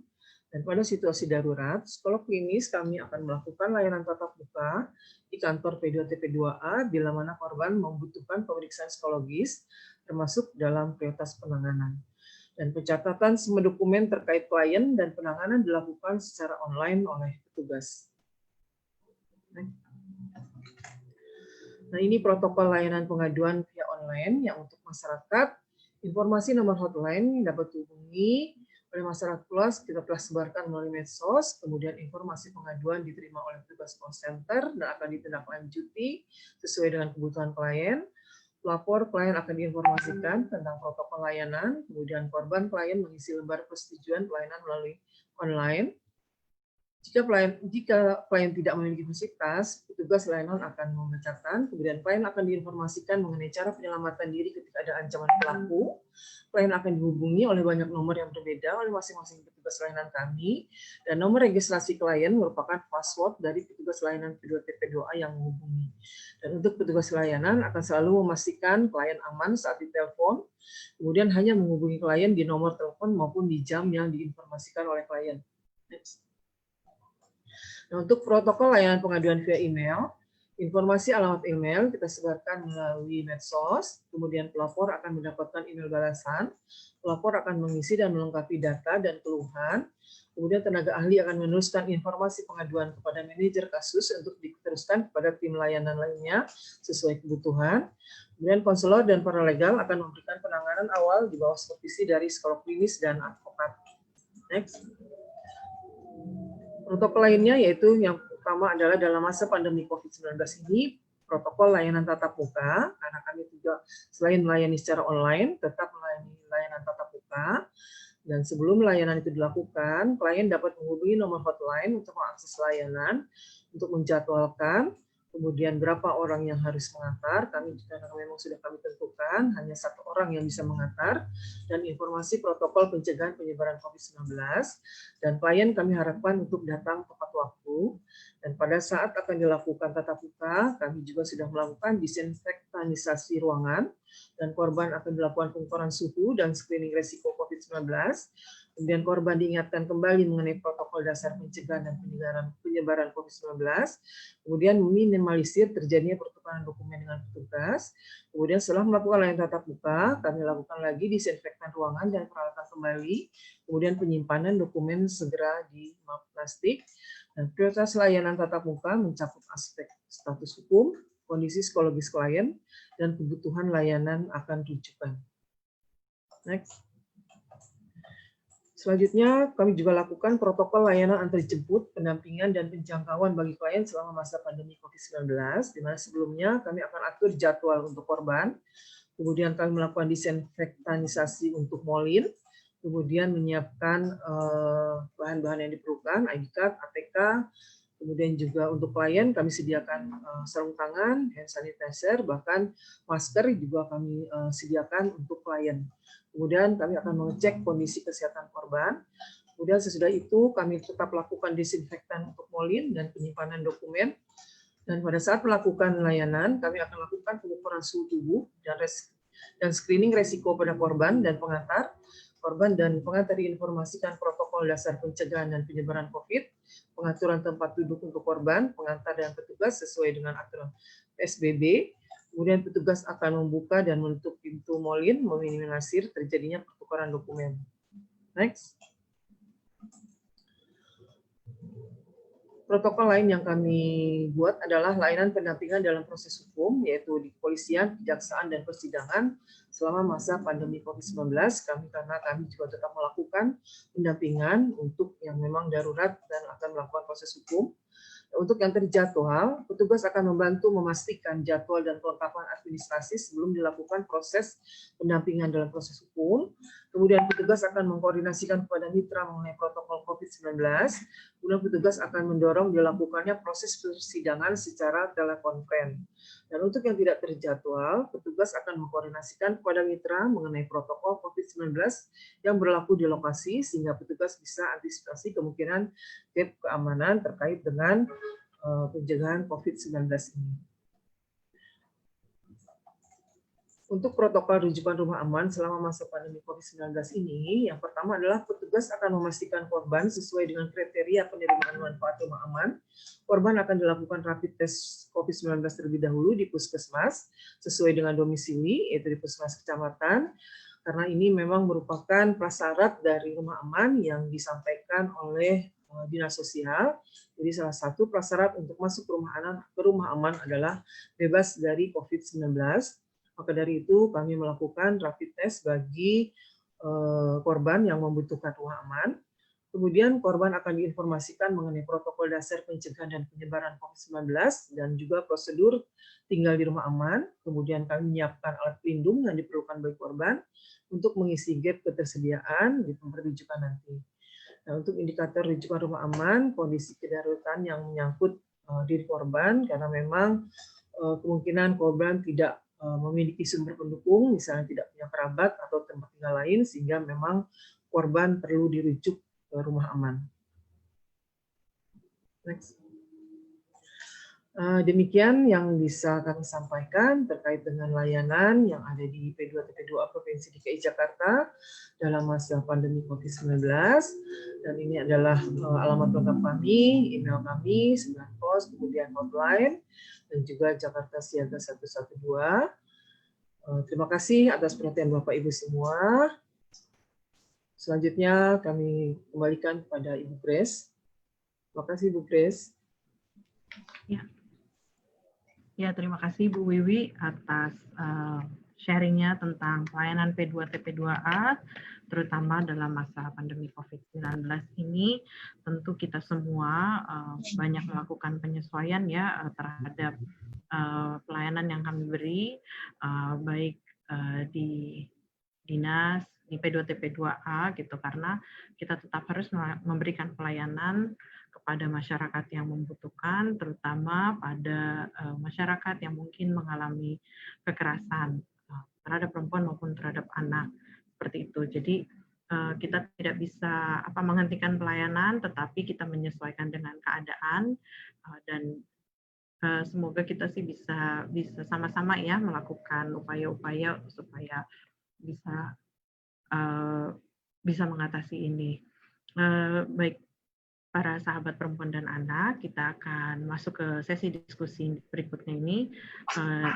Terdapat banyak pertanyaan, beberapa sudah disampaikan secara online juga, gitu. Ada yang beberapa sudah dijawab, termasuk untuk materi bisa di-download, nanti akan di-share ketikannya, tetapi bisa dibaca juga di jawaban di Q&A, di mana materi bisa di-download, seperti itu. Baik, untuk yang pertama di sini ada pertanyaan, mungkin Bu Nyimas juga sudah bisa baca, Bu Wiwi juga gitu ya. Banyak sekali pertanyaan-pertanyaan dari para peserta yang mengikuti, ini ada di mana-mana, di seluruh penjuru Jakarta ya, Ibu Nyimas.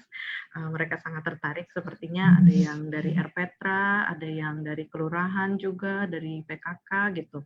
Mereka semua tertarik dan harapannya bisa kita sama-sama melakukan berbagai upaya pencegahan. Nah, salah satu pertanyaan di sini dari Fajar hari ini, kayaknya bertanya mengenai hak anak ya gitu. Bagaimana kita memenuhi hak anak, terutama hak bermain dalam situasi atau kondisi pandemi seperti ini. Terus juga di sini ada mengenai bagaimana cara menangani anak kalau yang diomelin gitu ya, karena ini nantinya terpengaruh atau mempengaruhi tekanan psikologis, ini mungkin maksudnya. Seperti itu. Jadi mungkin bisa itu dulu buat Bu Nyimas gitu, karena ini kan berkaitan ya mungkin antara tidak boleh bermain dan juga diomel-omelin, seperti itu. Mungkin itu dulu buat Bu Nyimas.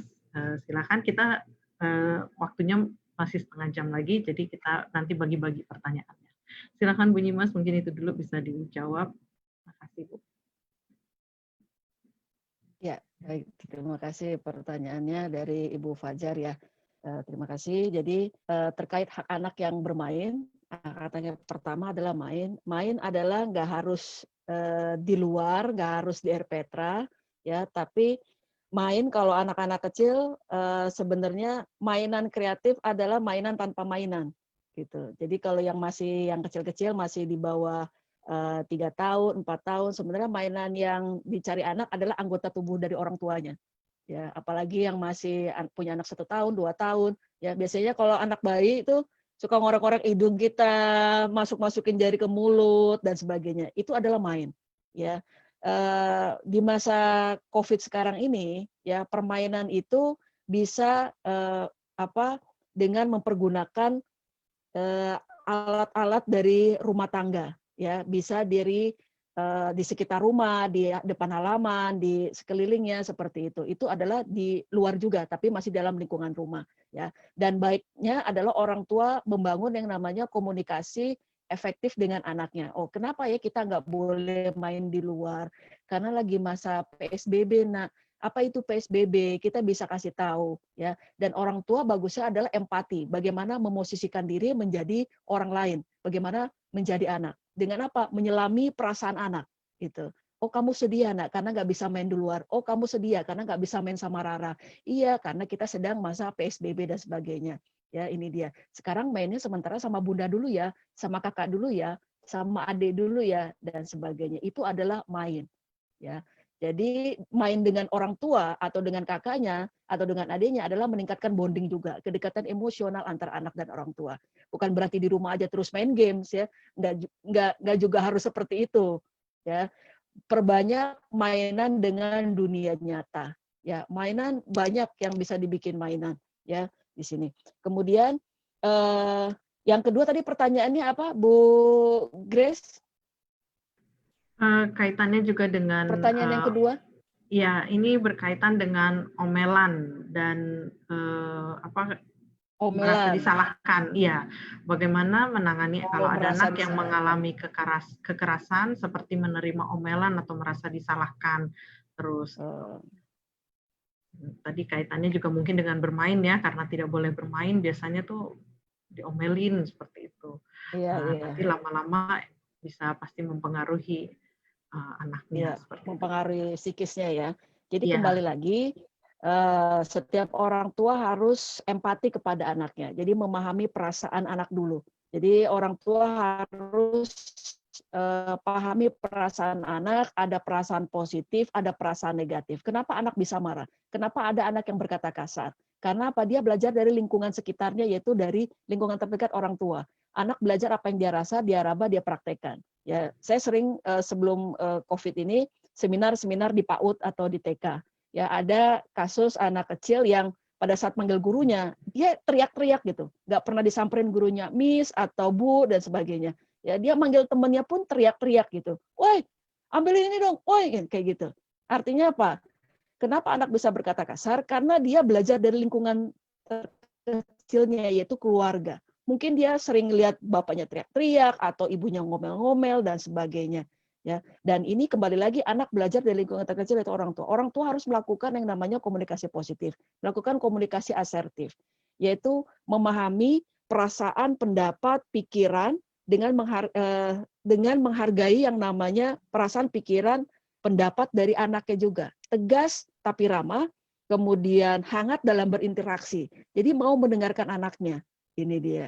Jadi supaya tidak menimbulkan yang namanya perasaan-perasaan negatif, ngomel, marah, sedih, menyesal, kemudian depresi, ya, bangkitkan anak untuk menjadi lebih positif. Perasaan positif, senang, bahagia, bangga, kemudian berbinar-binar, berbunga-bunga dan sebagainya. Ya, jadi orang tua ya melakukan yang namanya komunikasi asertif, melakukan komunikasi positif ya dengan menghargai perasaan, pendapat dan pikiran dari seorang anak. Ini dia. Cirinya atau pada saat melakukan ini supaya anaknya nggak ikut-ikutan marah pada saat di COVID ini, ya dengan tadi melakukan empati kepada anaknya dan tatap mata anaknya, ya pada saat ngomong kamu sedih ya nak, ya karena nggak bisa main ya dan sebagainya. Dengan menyelami diri anak, ya tentunya dengan memperhatikan eye contact anak, ya kemudian kadang-kadang break eye contact, tatapannya hangat dan sebagainya. Ya anak jadi mau dengerin apa kata orang tuanya. Jadi orang tua nggak ngomel juga. Ingat emosi itu atau marah-marah itu bisa tertransfer kepada lawan bicara Anda. Kemudian apa? Volumenya, volume bicaranya, intonasi suaranya, tone-nya itu harus dijaga. Ya cukup terdengar, hangat dan menyenangkan. Itu. Kemudian body language ya, bahasa tubuhnya. Jangan begini, jangan nyender. Dek, kamu begini-begini, enggak begitu. Tapi condong ke depan, relax, ngomong sama anaknya sejajar. Gitu ya. Sehingga anak lebih akan bisa membuka diri. Jadi teknik-teknik komunikasi ini penting orang tua menguasai, memiliki keterampilan komunikasi, ya mencegah yang namanya kekerasan kepada anak. Demikian, Bu Gracia. Ya, baik Bu. Jadi sebenarnya poin-poin tadi itu bisa diterapkan dalam berbagai situasi juga ya Bu. Baik itu Betul. untuk menjelaskan mengenai pandemi ini, tentang bagaimana harus sekarang kan persiapan new normal nih gitu loh. Iya, Bagaimana kita harus keluar bermasker, kita menjaga jarak gitu ya. Jadi itu semua harus digunakan untuk menjelaskan kepada anak ya. Kepada anak. Tentunya dengan bahasa-bahasa yang santun ya. Ya. Jadi kita empati, kita tatap anaknya, bahasa yang sederhana seperti itu. Ya. Baik, jadi itu sekaligus untuk bertanya kepada menjawab pertanyaan beberapa teman di sini yang bertanya bagaimana kita menerapkan new normal dengan anak ya seperti itu juga gitu dasarnya dari komunikasi dengan anak seperti itu ya. Kemudian untuk mungkin Bu Wiwi dulu supaya kita beralih sebentar gitu. Di sini ada beberapa pertanyaan mengenai mungkin ini untuk Bu Nyimas dan Bu Wiwi gitu ya. Ini terkait masalah dalam rumah tangga, misalnya seorang ibu meninggalkan suami dan anak-anaknya setelah sekian lama atau 8 bulan, apakah termasuk kekerasan rumah tangga? Dan apa konsekuensinya bagi seorang ibu terhadap anak-anaknya? Kalau dari PPAPP apa yang bisa diberikan gitu terhadap rumah tangga tersebut, atau bagaimana menjelaskan kepada rumah tangga tersebut gitu, mungkin konsekuensi dari ibu yang tadi sudah meninggalkan suaminya dan anak-anaknya setelah sekian lama. Seperti itu. Mungkin apa Bu Wiwi dulu atau Bu Nyimas dulu, ini terkait dengan bagaimana kita menjelaskan kepada orang tentang yaitu permasalahan itu tadi bila ada ibu yang meninggalkan suami dan anak-anaknya. Ya, monggo Bu Wiwi, boleh. Dulu mungkin. Ya, Bu Grace. Dalam Undang-Undang KDRT ada pasal tentang penelantaran dalam rumah tangga, namun kita perlu pastikan dulu alasan ibu ini pergi itu karena apa, ya? Jangan-jangan ibu ini juga adalah korban dari KDRT sehingga tidak bisa masuk kategori penelantaran rumah tangga. Namun untuk pelayanan lebih lanjut, anak dan suami bisa datang ke P2 agar kita bisa lakukan asesmen lebih lanjut mengenai permasalahan dan kebutuhan dari pelayanan dari ibu tersebut. Oke, baik Bu. Bu Nyimas ada mungkin tambahan sedikit? Ya, menurut saya hal ini bisa dibicarakan kembali lagi kepada komunikasi. Jadi dengan istri meninggalkan rumah tentunya akan memperberat masalah gitu, bukan meringankan masalah, tambah timbul dalam tanda kutip masalah baru gitu. Kalau memang dua orang ini tidak bisa menyelesaikan masalah secara berdua, harus libatkan ahli, bukan tetangga yang bukan ahli gitu. Ya, harus melapor kepada yang memang ahlinya, expert di bidangnya.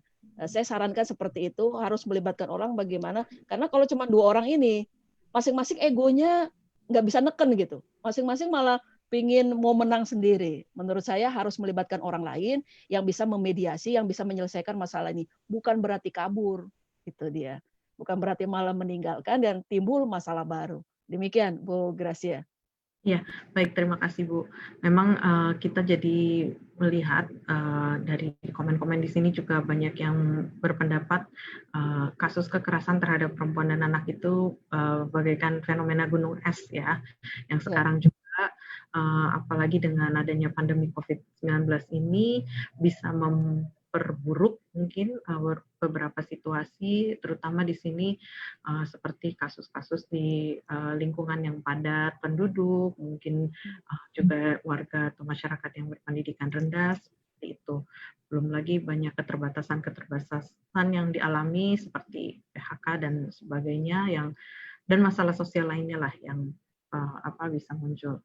Nah, ini beberapa memang ada kasus-kasus, mungkin nanti saran saya sih daripada dibahas di sini, lebih baik nanti yang bersangkutan bisa kontak langsung ke P2TP2A ya, untuk mendapatkan arahan yang lebih jelas gitu. Seperti ini ada kasus terkait dengan foto ini pelecehan di sekolah gitu. Jadi motifnya itu ingin menjadi model, terus mengirim foto dan sebagainya. Nanti untuk nama sekolah dan sebagainya mungkin bisa nanti langsung ke P2TP2A aja sepertinya ini kasus ya. Terus di sini, nah ini juga ada yang menarik gitu, mungkin terkait dengan apa yang sedang banyak dihadapi sekarang dalam rumah tangga gitu ya. Di sini ada dari Ibu Herlina yang bertanya, Bu, saya mau bertanya, apabila dalam rumah tangga selalu terjadi pertengkaran antara suami istri, apakah itu bisa disebut kekerasan dalam rumah tangga? Seperti itu. Dilempar ke siapa? Ke saya apa Bu Wiwi? Dua-duanya mungkin nanti dua-duanya ya. dari sudut pandangnya masing-masing. Oh iya. Sejauh mana pertengkaran ini perlu dilaporkan gitu ya kalau kasusnya untuk Bu Wiwi gitu kan, karena ya balik lagi sekarang memang lagi masa pandemi yang yaitu berbagai masalah memang timbul dalam situasi seperti ini. Silakan Bu Wiwi. Ya Bu Grace, ya sudah pasti ya kalau untuk pertengkaran dalam rumah tangga itu kan bisa mengakibatkan ada kekerasan psikis, kemudian bisa juga terjadi sampai kekerasan fisik ya, karena adanya pertengkaran apalagi saat pandemi COVID-19 ini kan mungkin karena banyak permasalahan yang terjadi, kemudian juga karena memang harus pelaku dan korban juga ada di rumah ya bersama-sama. Kadang bahkan juga si korban, si istri juga kadang tidak berani juga untuk melapor ya karena pelaku juga ada di rumah. Jadi memang kalau pertengkaran itu ya sudah pasti ya akan ke sana, akan mengakibatkan adanya kekerasan, baik psikis bahkan bisa juga kekerasan fisik ya. Mungkin itu Bu Grace. Ya, jadi kalau misalnya sudah mengarah ke fisik dan mengalami tekanan-tekanan seperti itu. Oke, baik. Bu Nyimas, ada tambahan, Bu? Ya, jadi masalah pandemi COVID-19 ini kan bukan hanya masalah kesehatan sekarang saja nih Bu, tapi menjadi masalah bidang perekonomian juga. Iya, jadi banyak yang di PHK, dirumahkan, yang tadinya tiap hari cuman ketemu pagi, berangkat, kemudian pulangnya sore atau malam. Sekarang hampir 24 jam, kehidupan itu di rumah ngubek-ngubek gitu semuanya. Ya anak, ngurus suami, ya atau pasangannya masing-masing gitu. Jadi setiap hari selama 24 jam ketemu. Ya, yang sampai kadang-kadang ada ngapain lagi ya gitu. Ngapain lagi ya kalau biasanya tuh nggak ketemu akhirnya ketemu dan sebagainya. Itu bisa menjadi timbul masalah baru. Tapi kembali lagi ketahanan keluarga itu yang dibutuhkan. Seberapa tangguh kita keluarga kita mengelola permasalahan atau problem di dalam keluarga. Itu ketahanan keluarga. Jadi kembali lagi kalau masalah kesehatan kita sudah bisa mengikuti protokol kesehatan. Nah, ini yang perekonomian. Ya, perekonomian apa sih yang kita bisa lakukan ya, yang ada yang di PHK dan sebagainya, dan kita bisa memulai yang namanya kewirausahaan atau usaha mandiri. Dari mana kita bisa mulai kewirausahaan ini adalah dengan ide usaha ini bisa dari apa yang kita sukai. Ya, di sini saya pernah melakukan kewirausahaan di beberapa daerah di Pulau Jawa. Itu pada saat tidak pandemi ya tentunya, itu memberikan ide usaha. Ibu sukanya masak apa, Bu? Ya. Saya sukanya masak kepala ikan, katanya. Enak nggak, Bu? Kata ibunya. Oh, enak banget, Budi, katanya. Wah, kata siapa, Bu, enak? Saya bilang. Kata suami saya, kata anak saya. Nah, gitu. Terus, ya enak aja, Bu, gitu. Nggak dijual, Bu? Enggak. Nah, kalau ibu nggak jual, ibu cuma melaksanakan hobi ibu aja. Itu dia. Dan kewirausahaan itu harus mendatangkan yang namanya benefit profit. Ibu harus jual kesukaan ibu. Ya, dan saya pada saat melakukan itu saya bilang ibu mesti jual, ibu punya produk, ya pasarin ke teman-teman atau tetangga dan sebagainya. Dan akhirnya si ibu ini sekarang sudah punya restoran. Itu terjadi di 2017.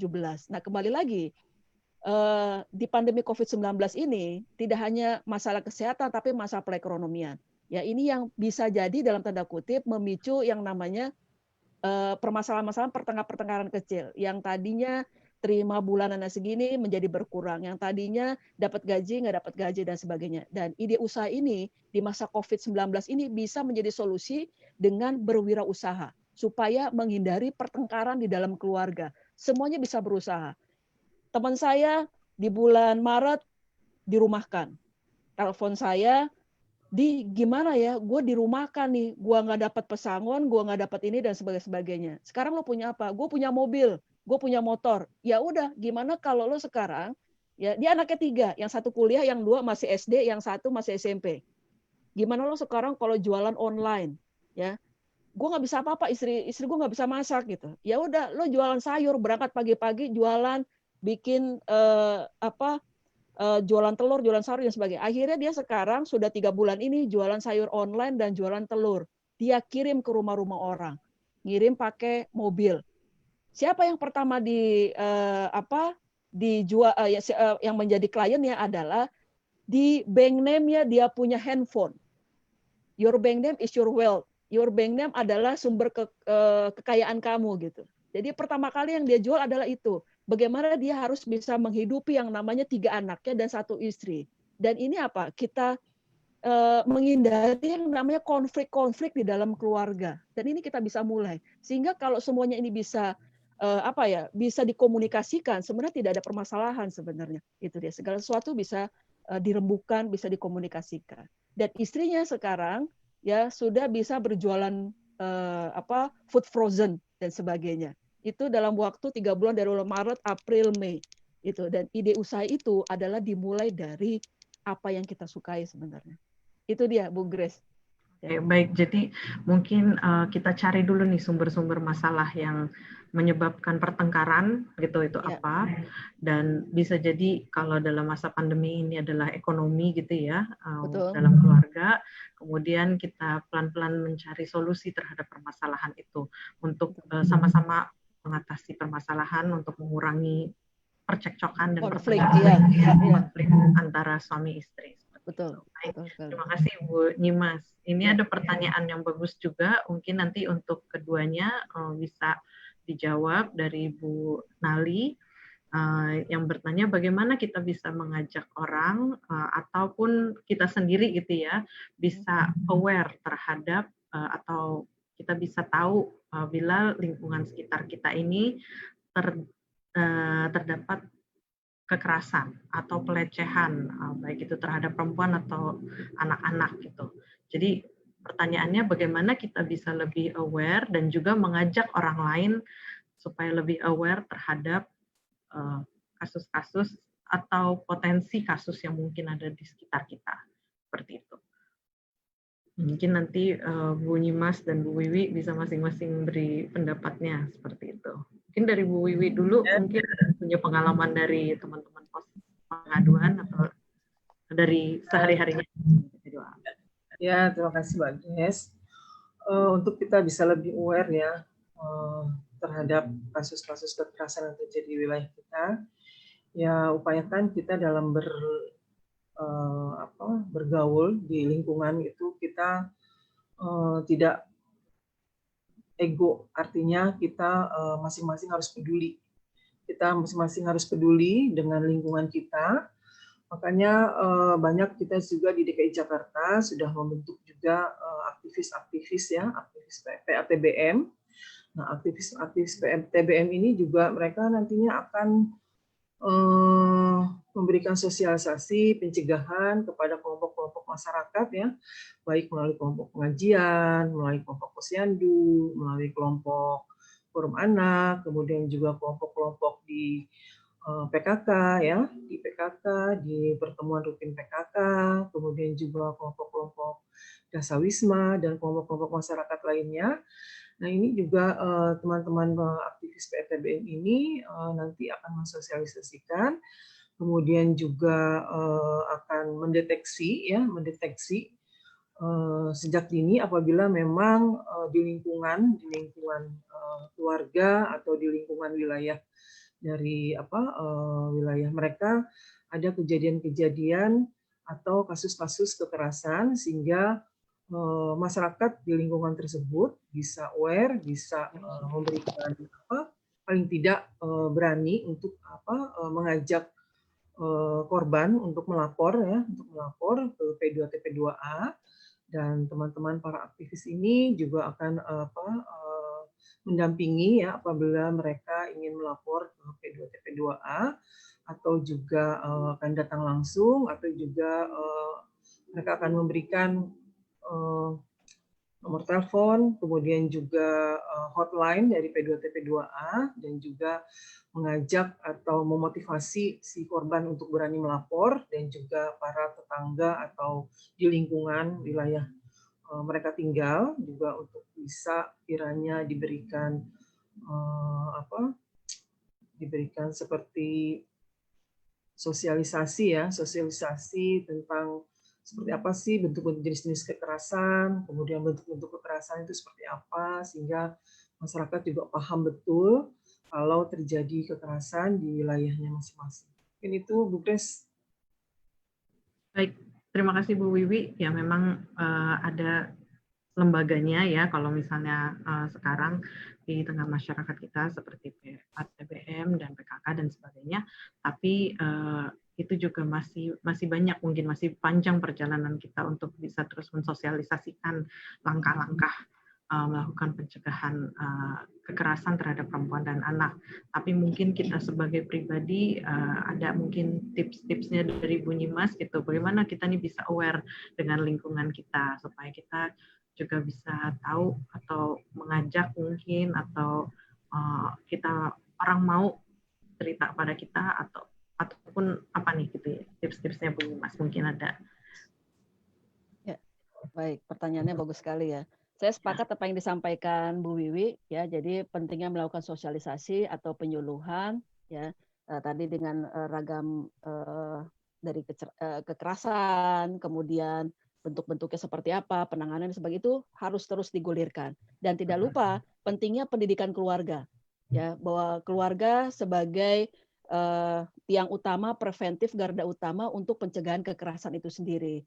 Jadi setiap keluarga atau setiap orang tua atau calon orang tua ini kan banyak yang nggak siap jadi orang tua. Ya, ini yang perlu kita sosialisasikan. Pentingnya pendidikan keluarga. Bagaimana setiap keluarga atau calon orang tua ini merumuskan yang namanya tujuan pengasuhan. Ya, ini penting. Bagaimana membangun yang namanya komunikasi positif, komunikasi efektif dari dalam keluarga.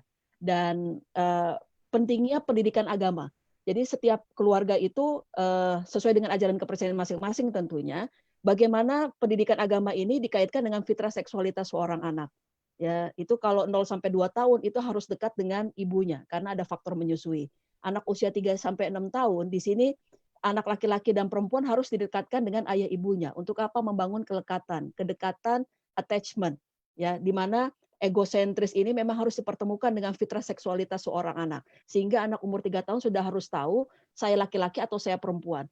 Kalau tidak ada kedekatan emosional antara anak dan orang tua ini, ya potensi ya homoseksual dan yang namanya penyimpangan seksual ini bisa terjadi. Anak usia 7 sampai 10 tahun, anak laki-laki harus dekat dengan ayahnya. Anak perempuan harus dekat dengan ibunya. Ya.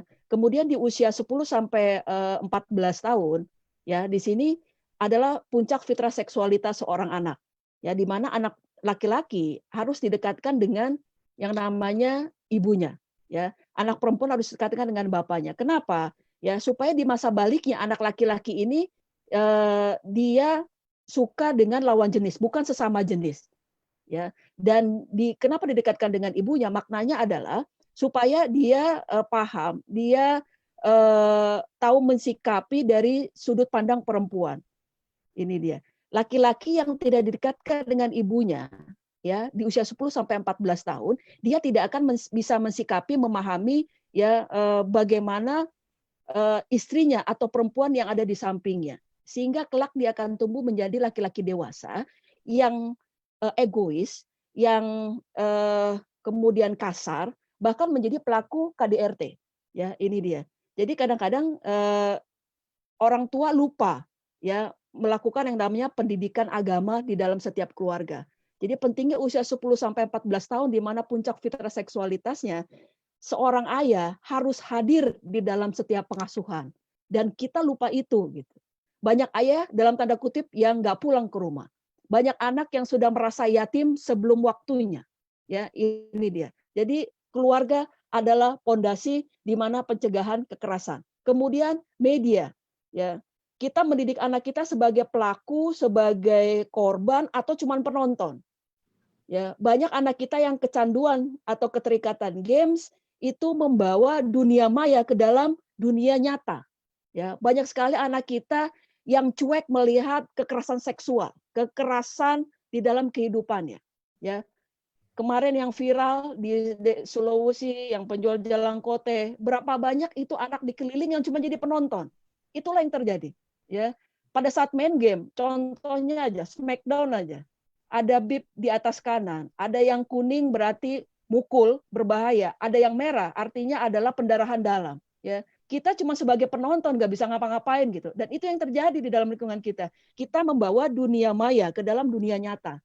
Ini dia. Jadi media juga berpengaruh menurut saya. Kembali lagi penyuluh kita, ini tantangan kita bersama harus memberikan informasi ini kepada masyarakat, pentingnya pendidikan keluarga, pentingnya pembatasan teknologi. Kita butuh teknologi, tapi jangan sampai kita yang dikendalikan oleh teknologi. Ya, bagaimana calon orang tua, setiap orang tua membuat tujuan pengasuhan. Ya, nggak cuma mengalir aja padanya, enggak. Bagaimana kita membuat dual parenting, bagaimana membuat pengasuhan, tujuan pengasuhan itu visi dan misi di dalam pengasuhan. Kemudian pendidikan agama ini adalah yang paling penting. Setiap pendidikan dihubungkan dengan fitrah seksualitasnya.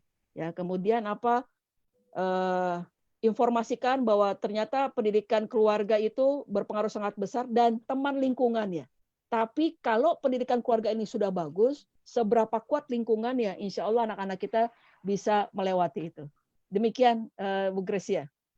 Iya, baik. Terima kasih Bu Nyimas, lengkap Ya. sekali. Ini juga sepertinya ada satu pertanyaan yang saya minta dijawab gitu di melalui YouTube karena ini streaming juga live YouTube. Ada Ibu Reni yang bertanya dan sepertinya kalau saya menyimak tadi jawaban dari Bu Nyimas agak dijawab juga gitu ya. Beliau sepertinya sedang concern sekali gitu terhadap bagaimana menyikapi anak yang apa nih istilahnya, anak yang merupakan korban dari perceraian gitu ya, karena kayaknya Ibu Reni ini mengkhawatirkan anak-anak yang merupakan korban perceraian gitu, bagaimana harus menghadapi mereka supaya mereka nantinya tidak menjadi korban kekerasan seperti itu. Jadi sepertinya tadi udah dijawab oleh Bu Nyimas ya, bahwa memang kita penting sekali untuk berkomunikasi pada anak, pendidikan agama gitu, bagaimana visi misi pengasuhan seperti itu harus juga disampaikan kepada anak. Mungkin bisa dilengkapi juga oleh Bu Wiwi atau Bu Nyimas mau menambahkan karena memang sekarang semakin banyak kasus-kasus perceraian gitu ya, di mana anak-anak mungkin punya macam masalah yang mungkin belum tersalurkan atau emosi yang mungkin belum tersalurkan gitu, sehingga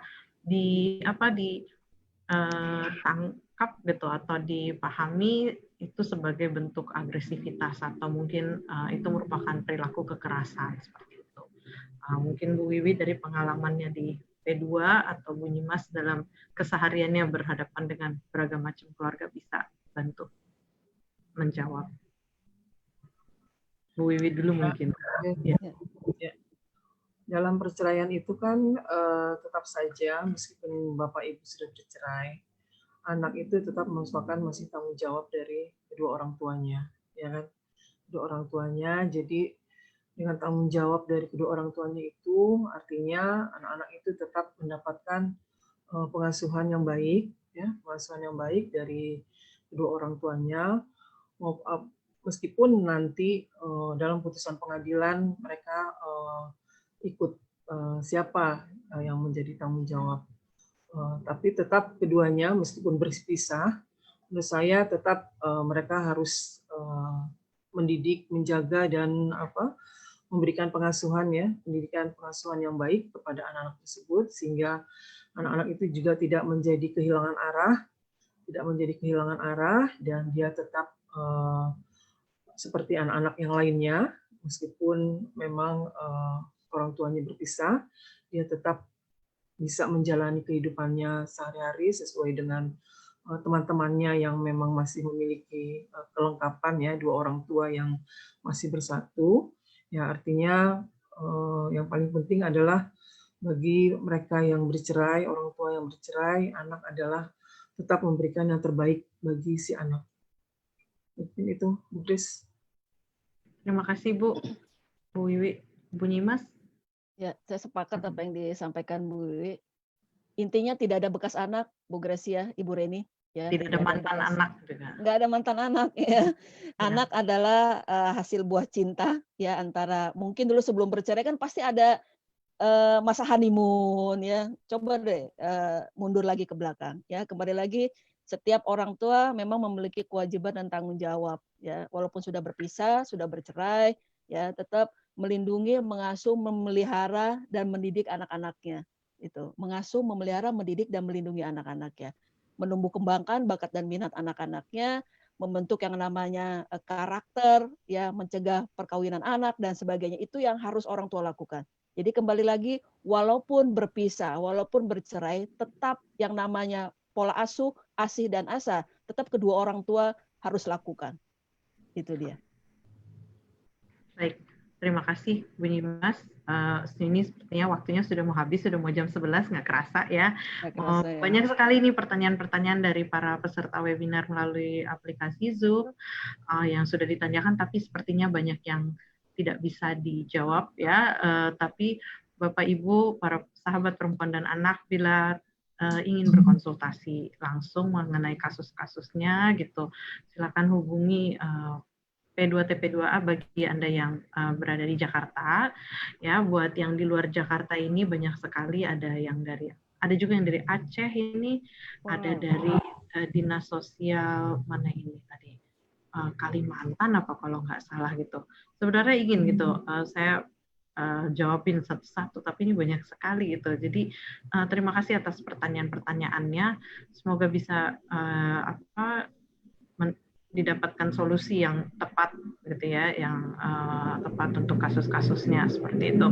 Untuk yang di Jakarta, terima kasih buat para peserta di sini yang dari PKK, pengelola RPTRA, Satgas PPA, PATBM, terus juga para PKB, Satpol, dan jajaran Dinas PPAPP sampai kelurahan yang menyimak webinar ini.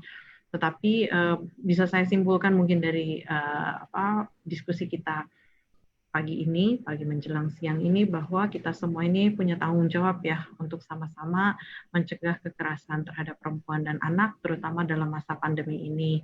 Mungkin yang penekanannya itu adalah pada komunikasi, baik dalam keluarga dan juga dengan tetangga, dengan keluarga besar kita, dengan teman-teman kerja gitu. Kita berkomunikasi, mungkin sekadar hanya bertanya apa kabar hari ini gitu, bagaimana kondisinya, sehat, aman gitu, apalagi stres gitu. Kadang orang ditanya begitu aja udah seneng gitu, supaya tidak muncul tuh mungkin konflik-konflik gitu, ataupun kalau ada unek-unek bisa keluar gitu, hanya dengan ditanyakan bagaimana kabarnya hari ini gitu.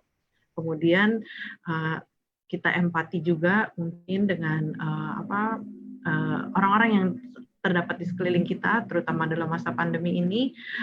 Istilahnya kita berada dalam we are not in the same boat ya istilahnya ya. Kita tuh sama-sama menghadapi masa pandemi ini, tetapi pasti situasi setiap individu dan keluarga berbeda-beda. Jadi bisa aja ada permasalahan-permasalahan yang berbeda juga pada tiap orang atau tiap keluarga. Jadi Bapak Ibu, para peserta webinar ini, kita sama-sama melihat ke sekeliling kita, tunjukkan kepedulian kita supaya kita sama-sama bisa melalui pandemi COVID-19 ini. Baik Bapak Ibu, terima kasih atas kehadirannya. Materi siang ini bisa diunduh dari link yang sepertinya harusnya di-share ini. Mungkin nanti di YouTube maupun di Facebook akan ada di caption-nya. Materi bisa di-link, bisa di download atau diunduh dari G Drive gitu. Jadi buat Bapak Ibu yang ingin menyampaikan kepada orang-orang terdekatnya mengenai apa itu kekerasan, silahkan bisa digunakan materinya seperti itu. Baik, saya ucapkan terima kasih sekali lagi. Terima kasih yang banyak buat Bu Nimas. Dengan senang hati. Meluangkan waktunya di tengah kesibukannya. Buat Bu Wiwi juga, terima kasih banyak. Untuk Bapak-bapak, ibu-ibu, teman-teman, adik-adik yang menjadi peserta webinar ini, terima kasih. Semoga ini semua bermanfaat buat kita semua, terutama dalam melalui masa pandemi COVID-19 ini. Saya mengucapkan juga permohonan maaf yang sebesar-besarnya bila dalam pelaksanaan webinar ini terdapat kesalahan atau kekurangan. Semoga kita bisa bertemu lagi di lain kesempatan dari webinar yang akan diselenggarakan oleh Dinas PPAPP Provinsi DKI Jakarta. Saya pamit, saya undur diri. Terima kasih ibu-ibu narasumber, terima kasih para peserta yang setia menemani dan menyimak. Kata saya ucapkan, Assalamualaikum warahmatullahi wabarakatuh. Waalaikumsalam warahmatullahi wabarakatuh. Salam hormat, salam sehat selalu.